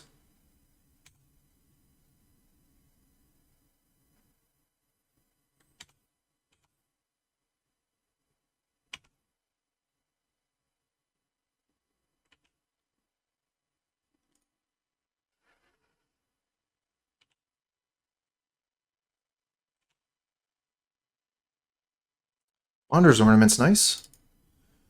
I think we cast it pre-combat. Maybe we can draw something.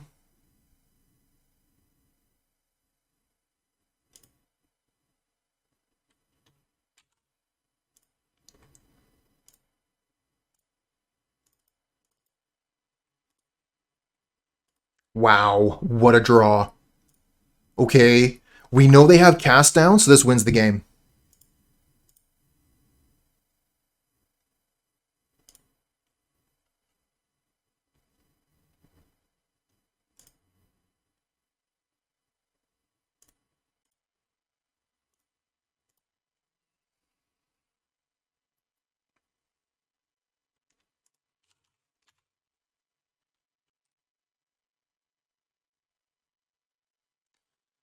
Good game. That was a tough one.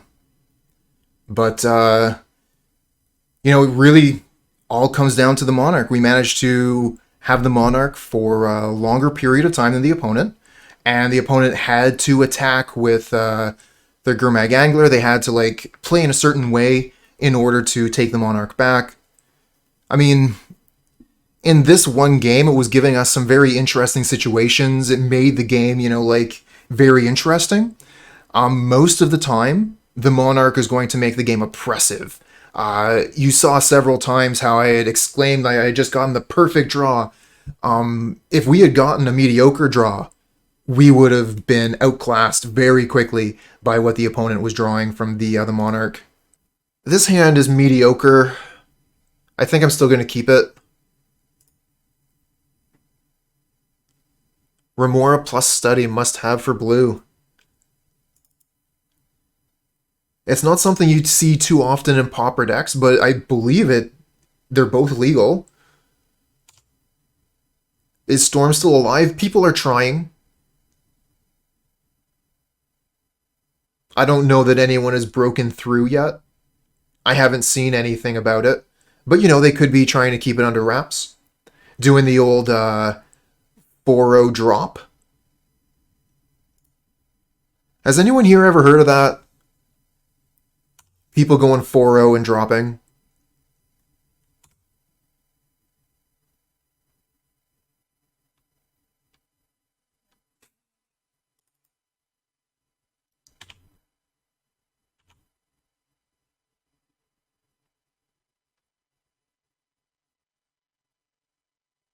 Okay, we're running back against the Dimir here.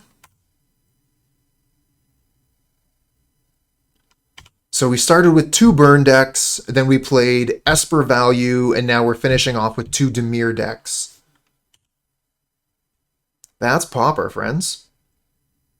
Kind of like lightning bolting that so they don't get ninja, but I'm just going to wildfire because that's our thing.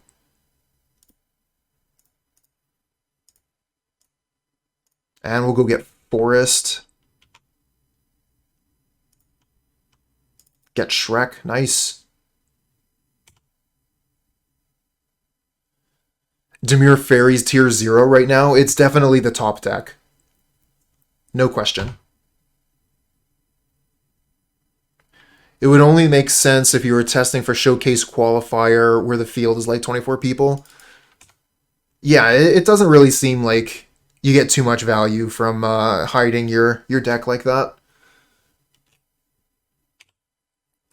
Alright, looks like no ninja.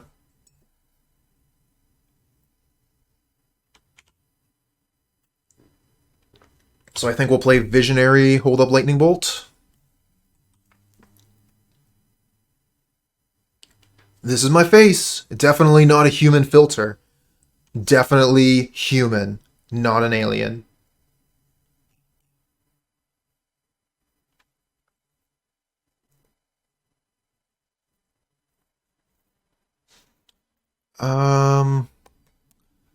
Could just play a Packmate. But Visionary ramps. 4, 5, so 6. We could potentially get to Boarding Party next turn.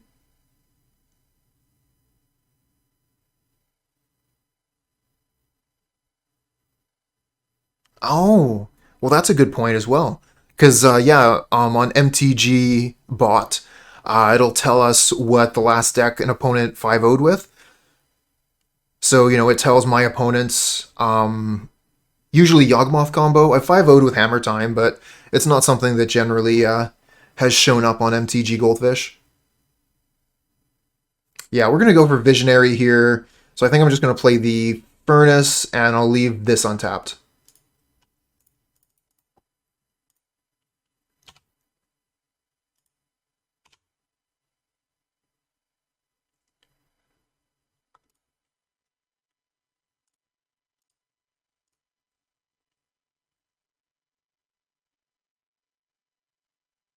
Snuff out.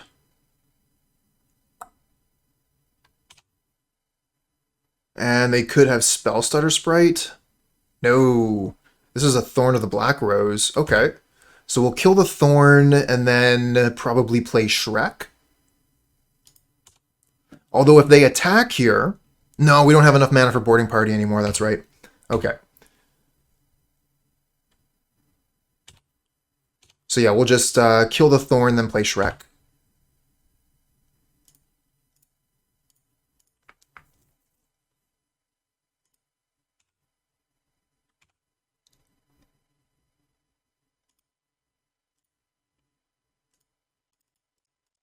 And we got to stop on the end step in case we draw Bolt. Bolt or Galv Blast. Either one. No luck. Because then we could have killed their creature. It would be very difficult at that point for them to take the Monarch back. But here they can just play Cast Down and take it. We do have Boarding Party, though, if they attack. Is Dimir better than is it because of Thorn? No, it's better because of Snuff Out. Gurmag Angler is also a big deal.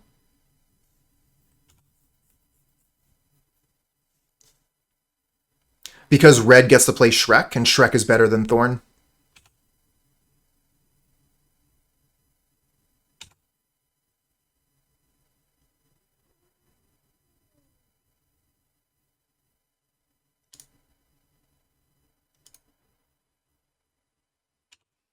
Alright, this is a tough situation.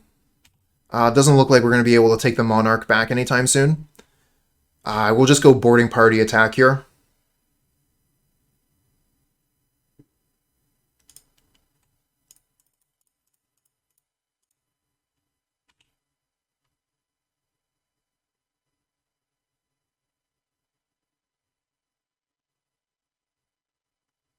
Wander's Ornament's nice.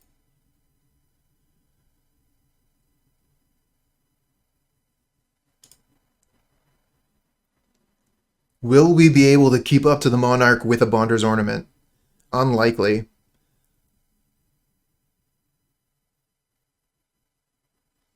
But casting 2 spells a turn definitely helps. Oh, it's stuck. Maybe they have a Snuff Out. There it is. All right.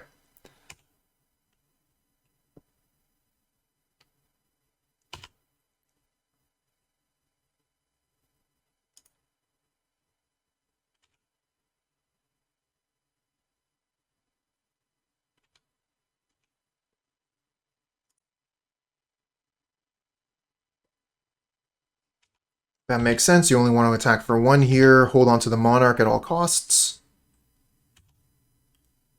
Monarch is the best thing. Oh, Altisaur is really good, though. We're definitely going to go ahead and cast that. Oh, we don't sack Ornament to draw. That exactly. It's just constant card advantage. It used to be one of the stronger cards in Pauper. Not anymore, but it's still good. So yeah, I think we'll just play Forest here and Altisaur.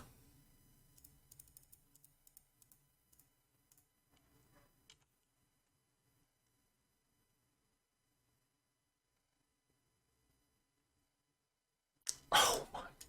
Yes! That is how you Cascade. Where's Shrek?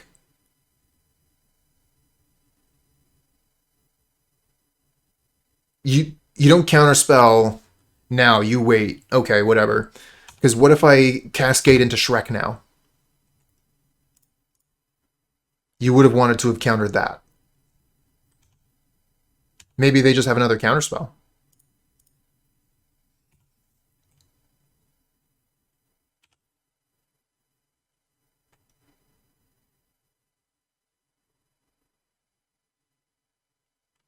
Another Augur. There's a lot of stuff getting in our way here, but if they don't find removal, Altisaur is really good at punching a hole.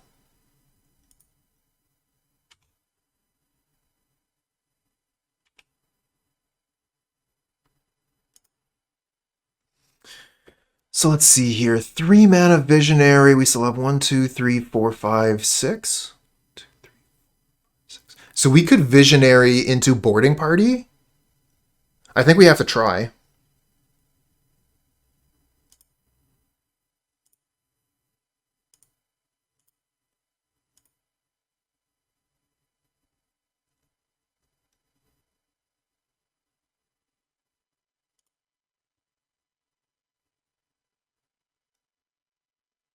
Pre-combat, casting a creature. Okay, no luck. Let's just go ahead and attack then.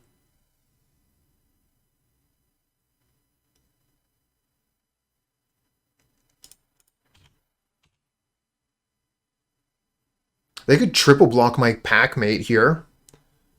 Triple block Packmate and have a removal spell. This would be a lot better if we had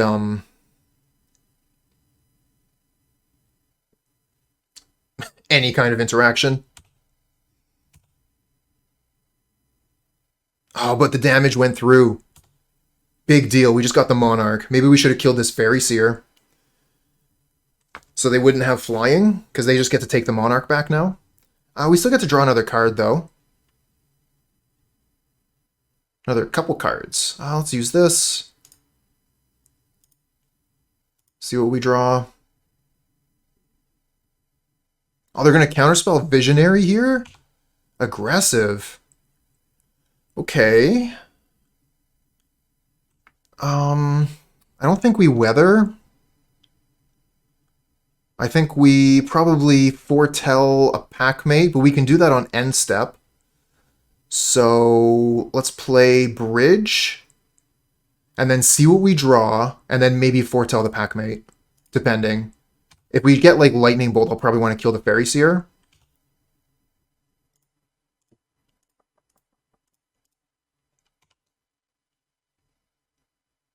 So that is one thing to remember in Pauper when you're playing a deck like this one, is that the Monarch happens at end step, and you can foretell on end step as well. So if you have mana open, have a stop on your end step, and you might be able to use that mana on your end to foretell or to cast whatever spell you drew.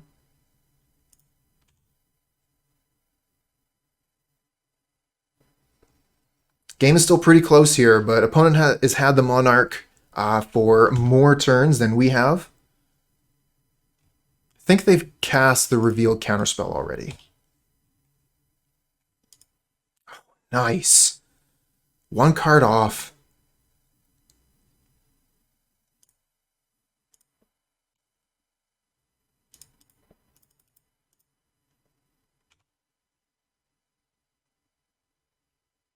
Lightning Bolt. I think we Lightning Bolt them, put them to 3, or try and Lightning Bolt a creature. Probably Bolt them. It's not, I mean, it's sort of at instant speed, but it's only on your turn. I think I'm going to try and kill the Augur, because then the Visionary has a better attack. Ooh, Mail's in. Alright, you got a Spell Stutter Sprite. Lightning Bolt is countered. We get a boarding party, or do we? No, another counterspell. Okay. So let's see here. I think we don't have another land drop. What's the storm count? 4. That is a lot of life with weather. I think we just attack all, and then probably cast Packmate, and then weather. Probably actually Packmate pre-combat. Just in case we get like a Lightning Bolt or a Galvanic Blast. Alright.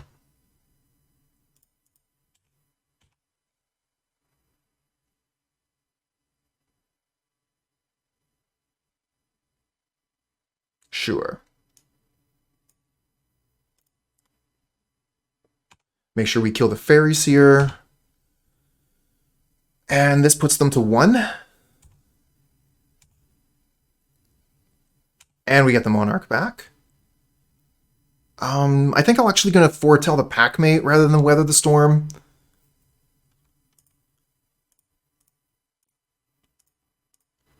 Let's just keep applying pressure here.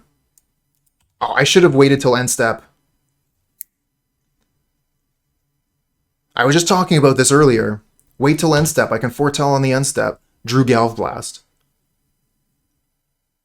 Probably going to be better next turn anyway.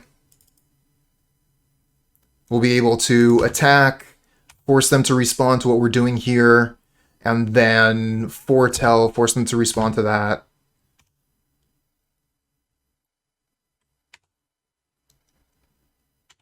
This is a really good one, though, if they're going to get an attack in. Attack in with Ninja, steal the Monarch, draw the card for Ninja, scry with the Fairy they just got, draw a card with Monarch, find a removal spell for Altisaur, block the Packmate, still died at Galvanic Blast.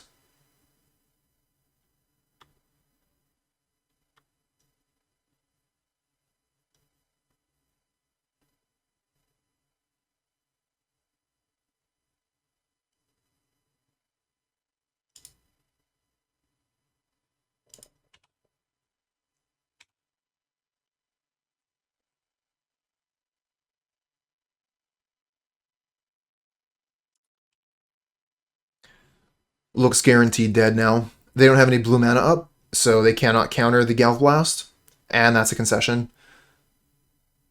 Okay, we got there game one, but we're down on clock.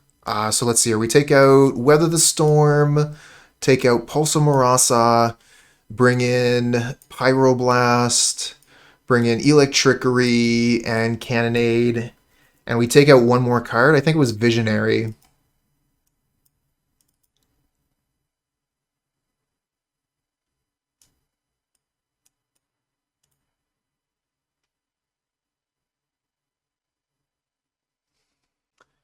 Kind of disappointed we didn't get to use the Fangren Marauder, but we didn't see any artifact decks. Shuruken, thanks for the follow, friend. Third Cannonade. Yeah, we've got 2 Cannonades already, so going up to 5 Cannonades seems like a little bit much.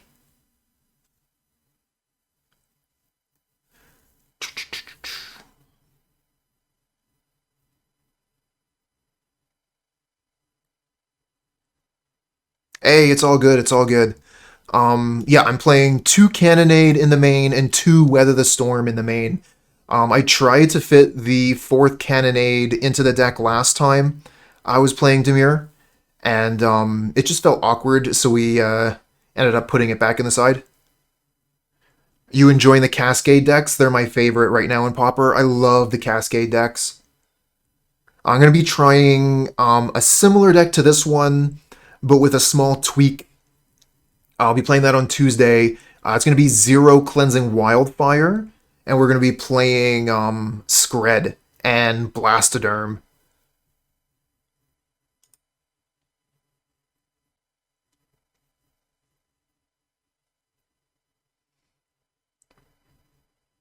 Honestly, I think that if I spent a day working at it, just playing leagues of this deck, I could probably break the curse. This deck is good, and it's a deck I really enjoy playing. I think that I could become good with it and finally get my 5-0. Anyways, this hand here we cannot keep. 1 land, no good. This hand here, we have Cleansing Wildfire, but we don't have any way to cast it, along with the other spells in our hand.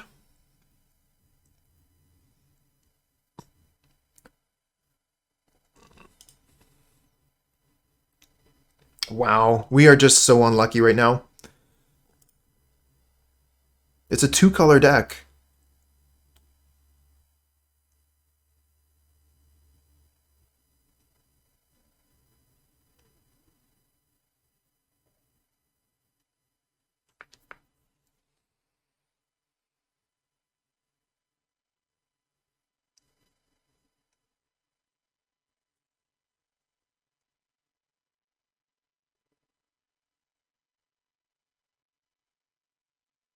Can I just keep all these cards?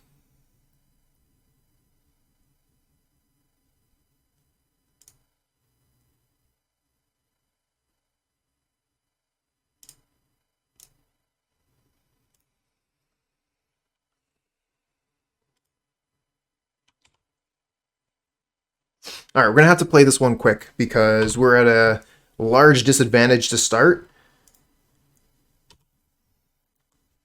So if we end up losing this game, we still got another game to get through.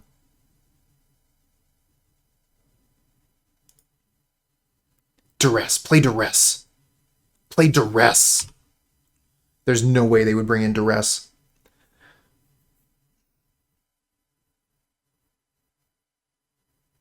Think I'm supposed to play Citadel here in case... I guess there's not really any case where I could get Cleansing Wildfire to go off.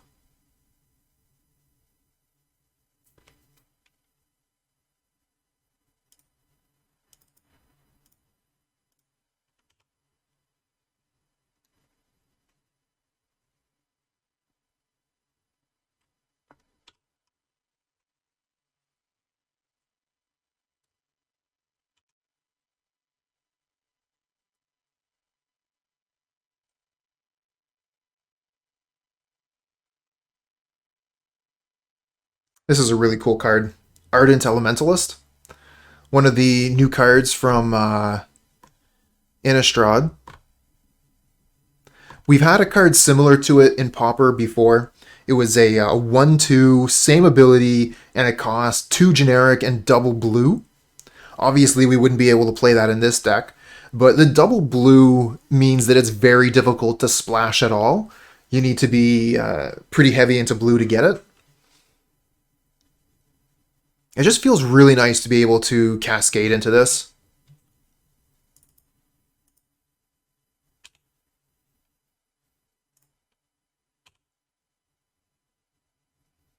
Good sequencing there.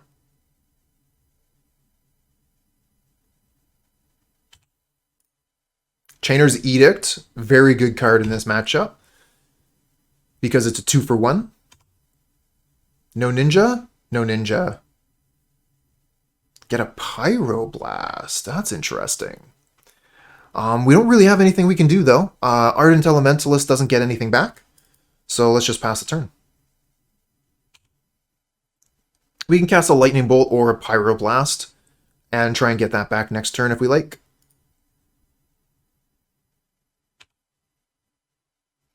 Okay, end turn Brainstorm.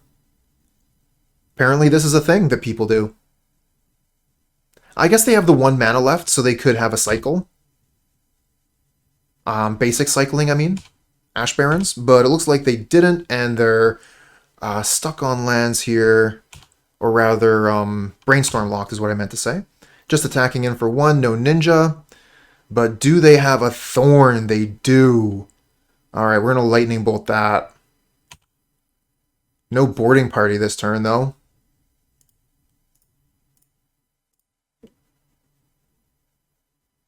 Does mean we can return the Lightning Bolt with the Ardent Elementalist.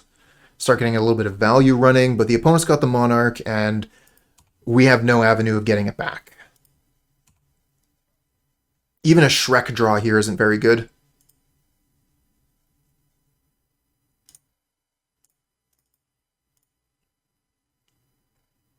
I think I just go ahead and use the Lightning Bolt immediately. Just get rid of this creature. Could hold up Pyroblast. That's pretty good too.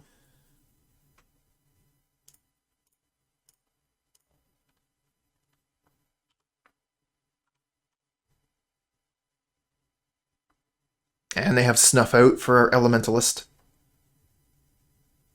That's pretty nice, though. They're using a Snuff Out on our Elementalist, but they have, again, they have the Monarch, so they don't have to worry about doing things at a little bit of a card disadvantage. Land. Untapped land. Okay. We need another untapped land after this one. Or running boarding parties off the top.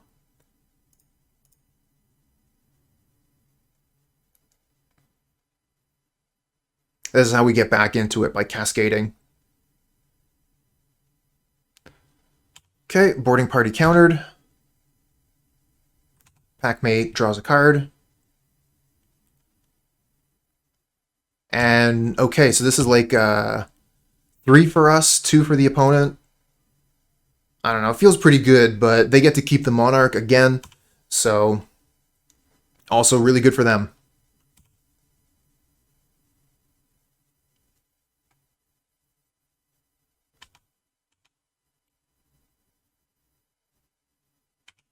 And here comes Ninja.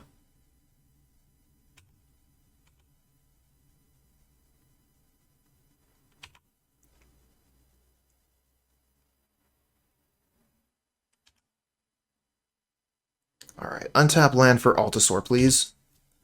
Well, I do like them tapping low, but that means that we're, like, at best getting a 2 for 2.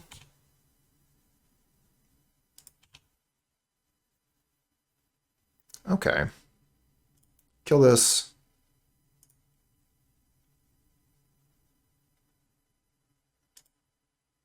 Go ahead. Yeah, they got 6 cards in hand. This game's basically over.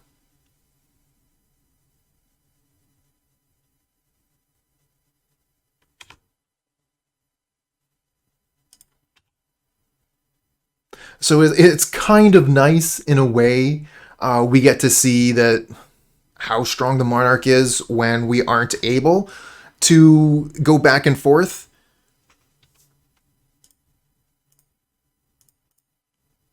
Because the last time we were playing against Dimir, the opponent wasn't, you know, keeping the Monarch for 5 turns in a row.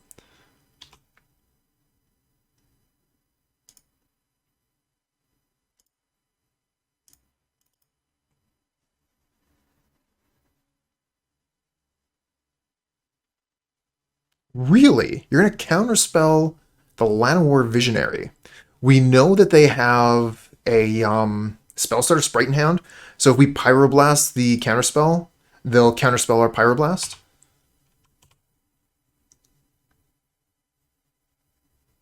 So again, we just have to pass the turn, and they get to hold on to the Monarch. And now they're playing Gurmag Angler, and that's a problem. Not something that's easily taken care of. We do have the Altisaur here.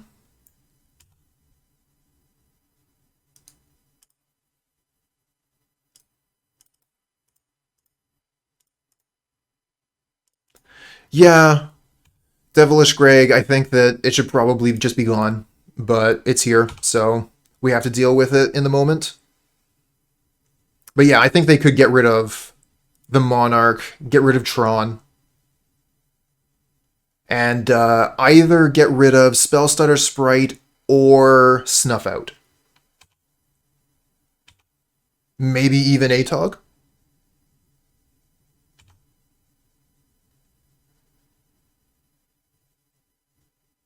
Oh, they just have everything. And of course they do, because they have the Monarch.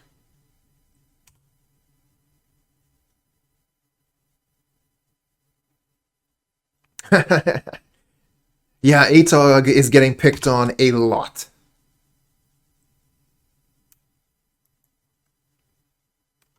A lot of people are calling for a banning of that card. How close are we to burning them out? So close.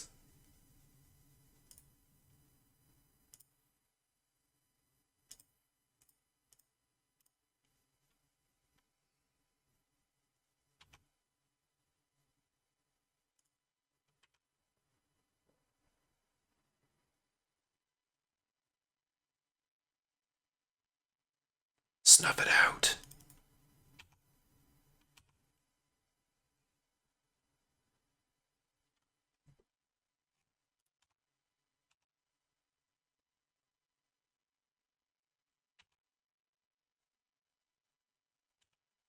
Even drawing Galv Blast here wouldn't be enough. And they've got 7 cards in hand, so they'd have another Spellstar Sprite. They've only used 1 counterspell this game. Close, though. 10 damage in hand. Close. I guess we could try to kill Angler, but, like, what are we even doing, right? Good game. Move on to game 3. Without Monarch and Tron, I guess Affinity would be on top. I mean, Affinity spent quite a bit of time on top during the Squirrel Storm.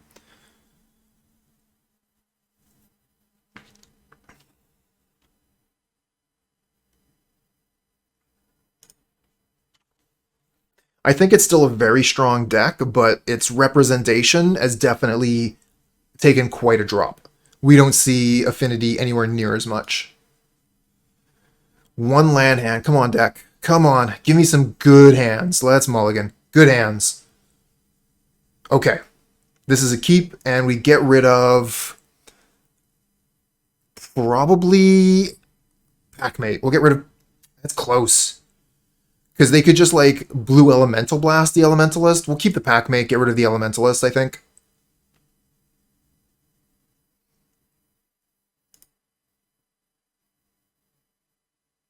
I do use the record tracker. It's just wasn't working at the start of the league and hasn't started working since MTG bot came back. Yeah, pitch a land makes sense. We're ramping anyways, and then the Elementalist would allow us to continue to ramp.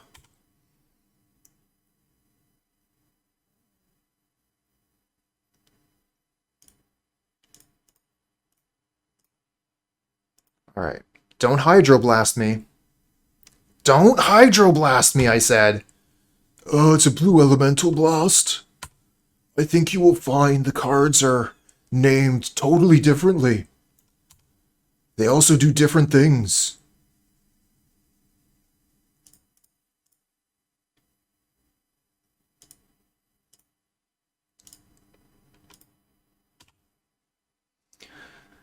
So if anyone's interested, the difference between Blue Elemental Blast and Hydroblast is that Blue Elemental Blast requires a red spell or red permanent, whereas Hydroblast does not require this.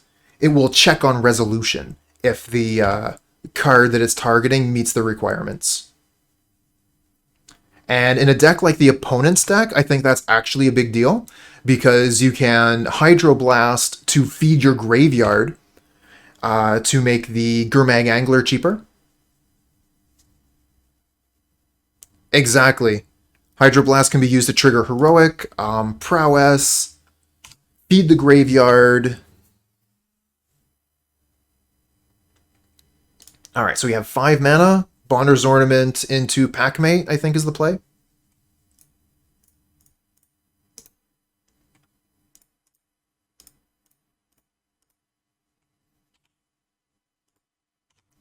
And if we can keep the Bonder's Ornament, which we should, it looks like Boarding Party next turn.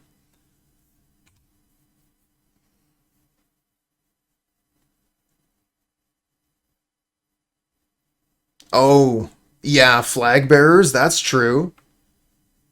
I guess it's worse, just like way worse against Flag Bearers.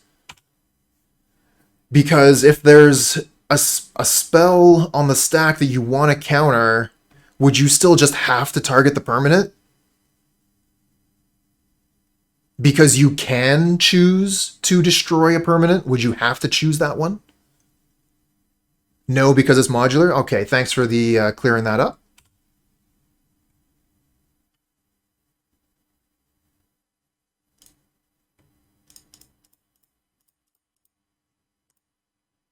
Kind of feels like a good idea just to start activating Bonder's Ornament.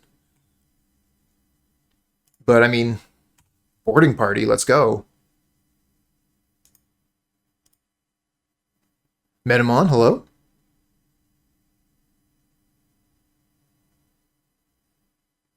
Yeah, and a lot of magic rules will apply for a very long time. It's very rare that we get big changes.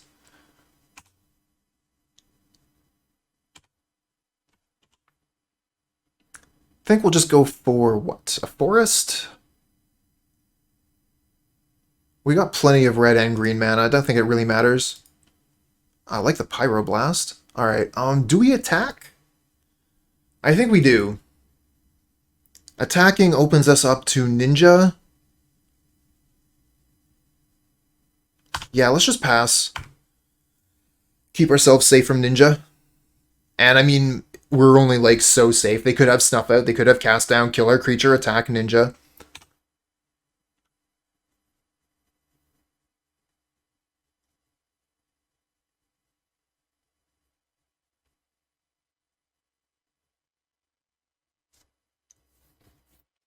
Okay, so there's the removal spell. Do they have the Ninja? Because we are tapped out. No Ninja. Nice. Oh, we get Shrek? I think I think I just kind of want to sit back on Bonder's Ornament, because if I play Shrek, I guess, like, we could play this, end of turn, they play Spellstutter Sprite, and then we kill it. Okay. We can kill both of the things, and then we just get to hold the Monarch. If they do nothing, and then on their turn, snuff out Shrek and attack, then they could have access to double counterspell. That's a lot of cards. What if I Lightning Bolt the Augur, and then see if they have Spellstutter Sprite?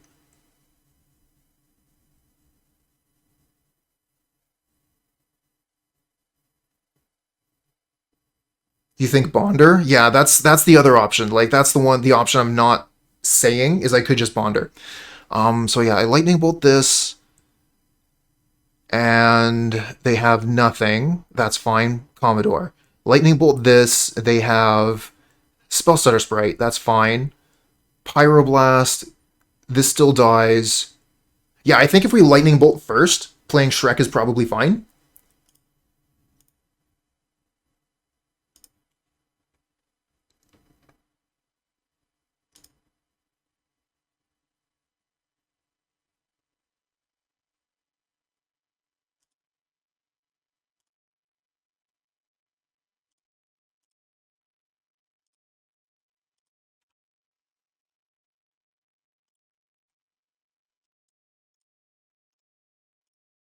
Okay, we got to stop on the end step just in case we draw a wolf.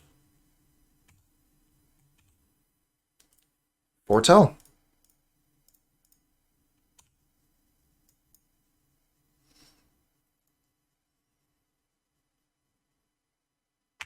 Alright, that's what this is weak to.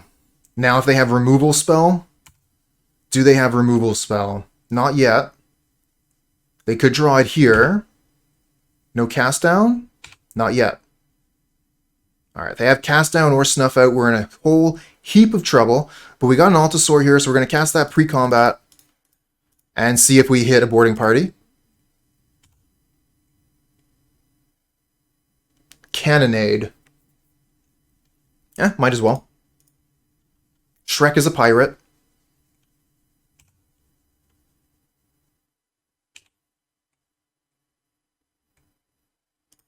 Oh, they let us attack. I'm sweating. Do they have it? Oh, they do. They get to keep the Monarch for another turn. And one for life. Thank you for the Prime sub. Thank you for showing your support. Cheers.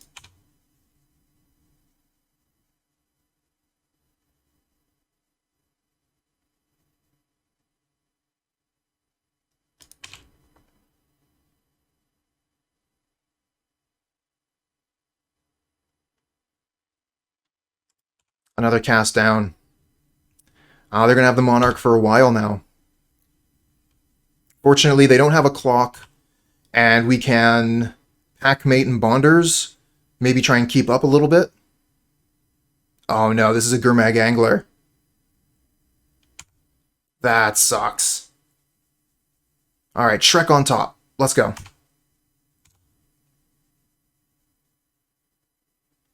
Not quite. Okay. Not quite on top, but we found it anyway.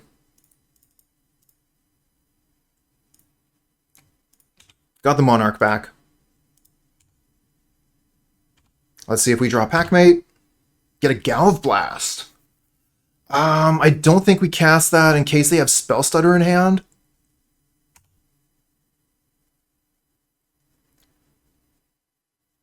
Because we got good blocks right now.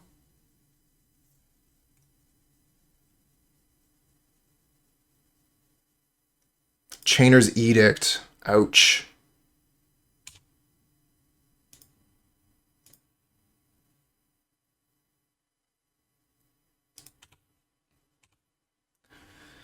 Well, if they got Spellstutter Sprite in hand, they got to attack with both. They don't. I mean, I'm blocking. Oh, I guess I could just Galvblast first, and then maybe I don't have to block. Do you have Spell Stutter? They don't have Spell Stutter! We get to keep the Monarch! Okay, we got 4 minutes left. We gotta play fast here, but we might be able to get through this.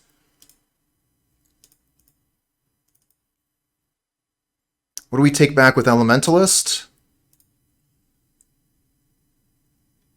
Thinking maybe Pyroblast?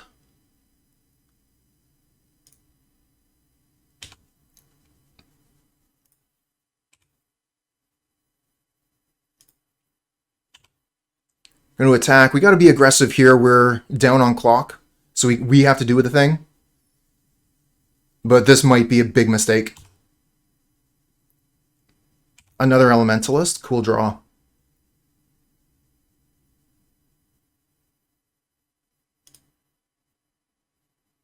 Oh, of course.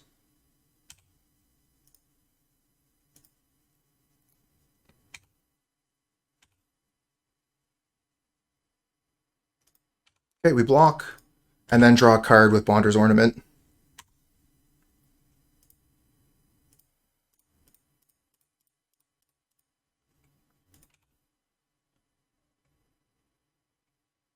Another Bonder's Ornament.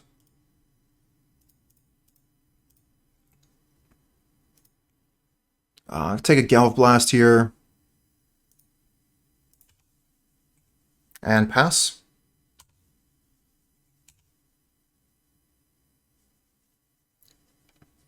Boarding Party's a nice one, but we don't have a lot of time left.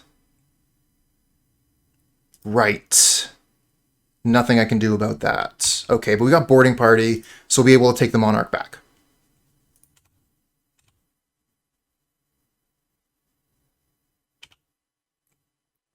Unless they have Snuff Out.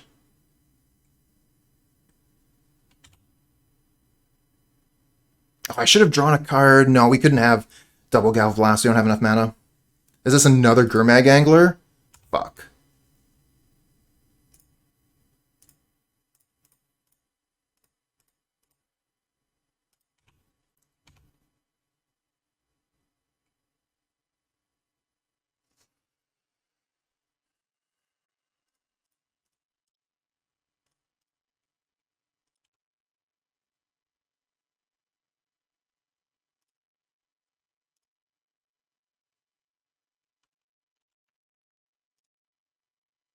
Another Boarding Party. Oh, that's a cool one.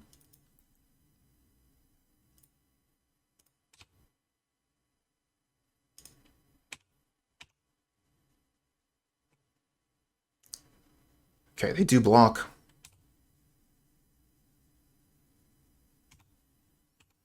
Three minutes left.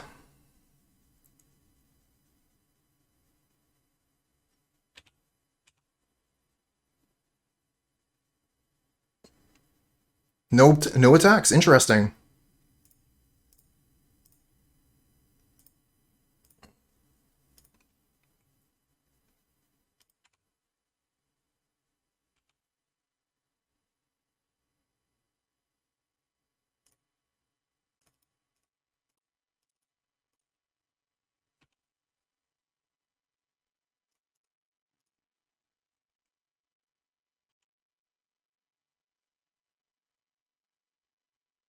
Cool.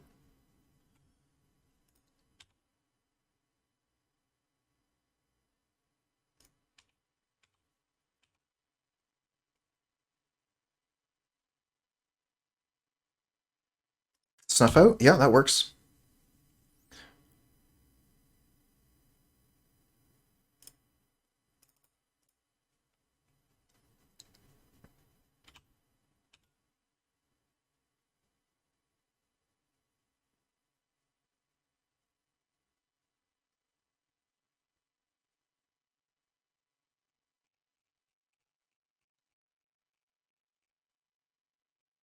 Oh, what is this? Another Snuff Out.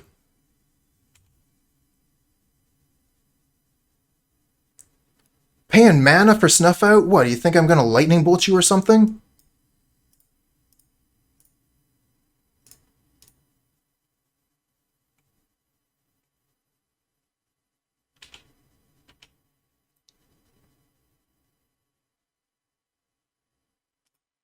Okay, we don't have the mana for Bonder's Ornament anymore.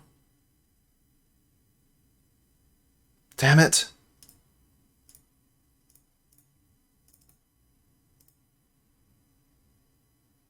Okay. Double Galv Blast should be able to kill Gurmag Angler.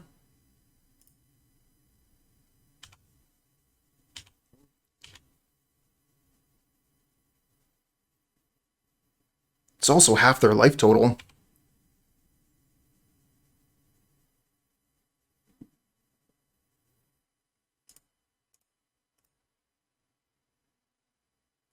This one's resolving. It's this one here that's the question.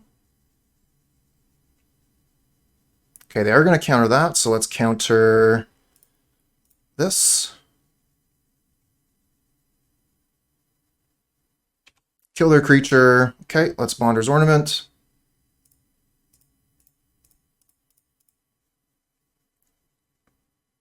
And 6.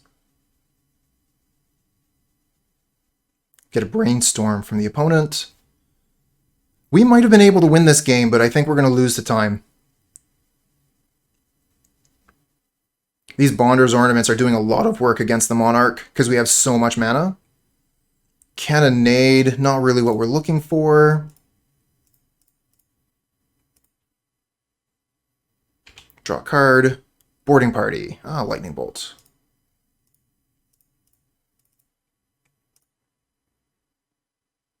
Huh.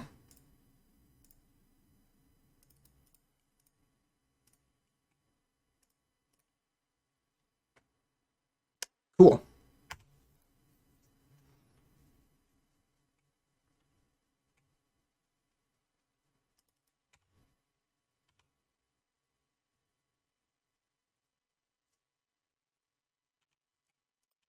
If this is just an attack, it's fine. Maybe we are supposed to kill this in case they get Ninja, then I don't want them returning this to their hand.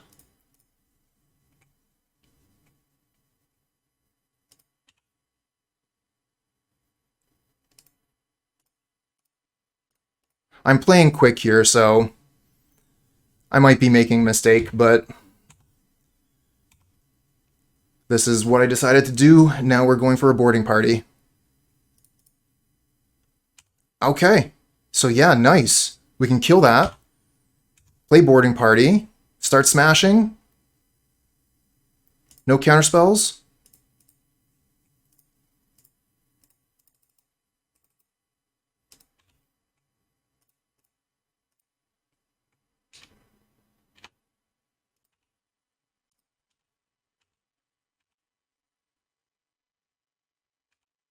Nice. Get the Monarch. 6. 6.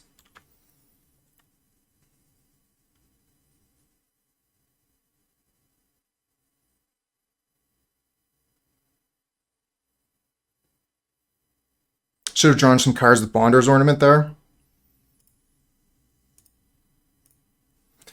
Just making all kinds of little mistakes because my clock is so low. I should not be playing like this, but I have to play fast. I should have Cleansing Wildfire first.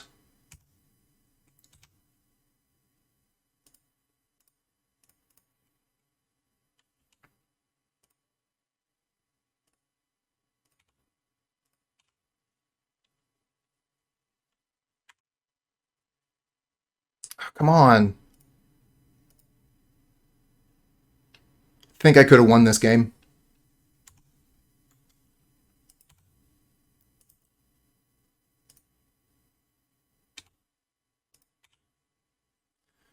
I would love to draw cards, I just don't have the time.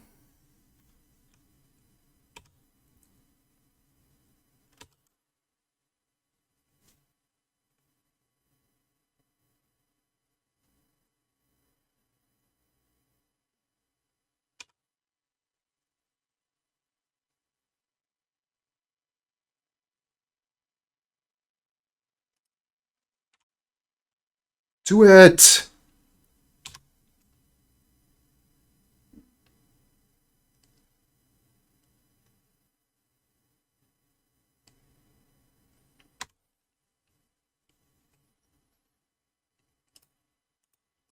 Damn it! Ah!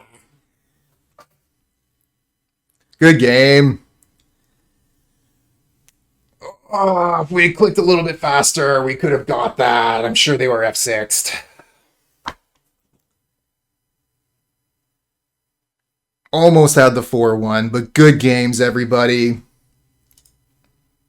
That's what I get for being a chatterbox.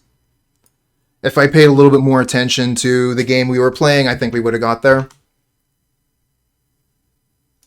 Good game, though. I think that's going to make for some excellent entertainment, you know, like edge of your seat stuff. Oh, is he going to make it? It's almost there. He has the advantage. No, just not enough time.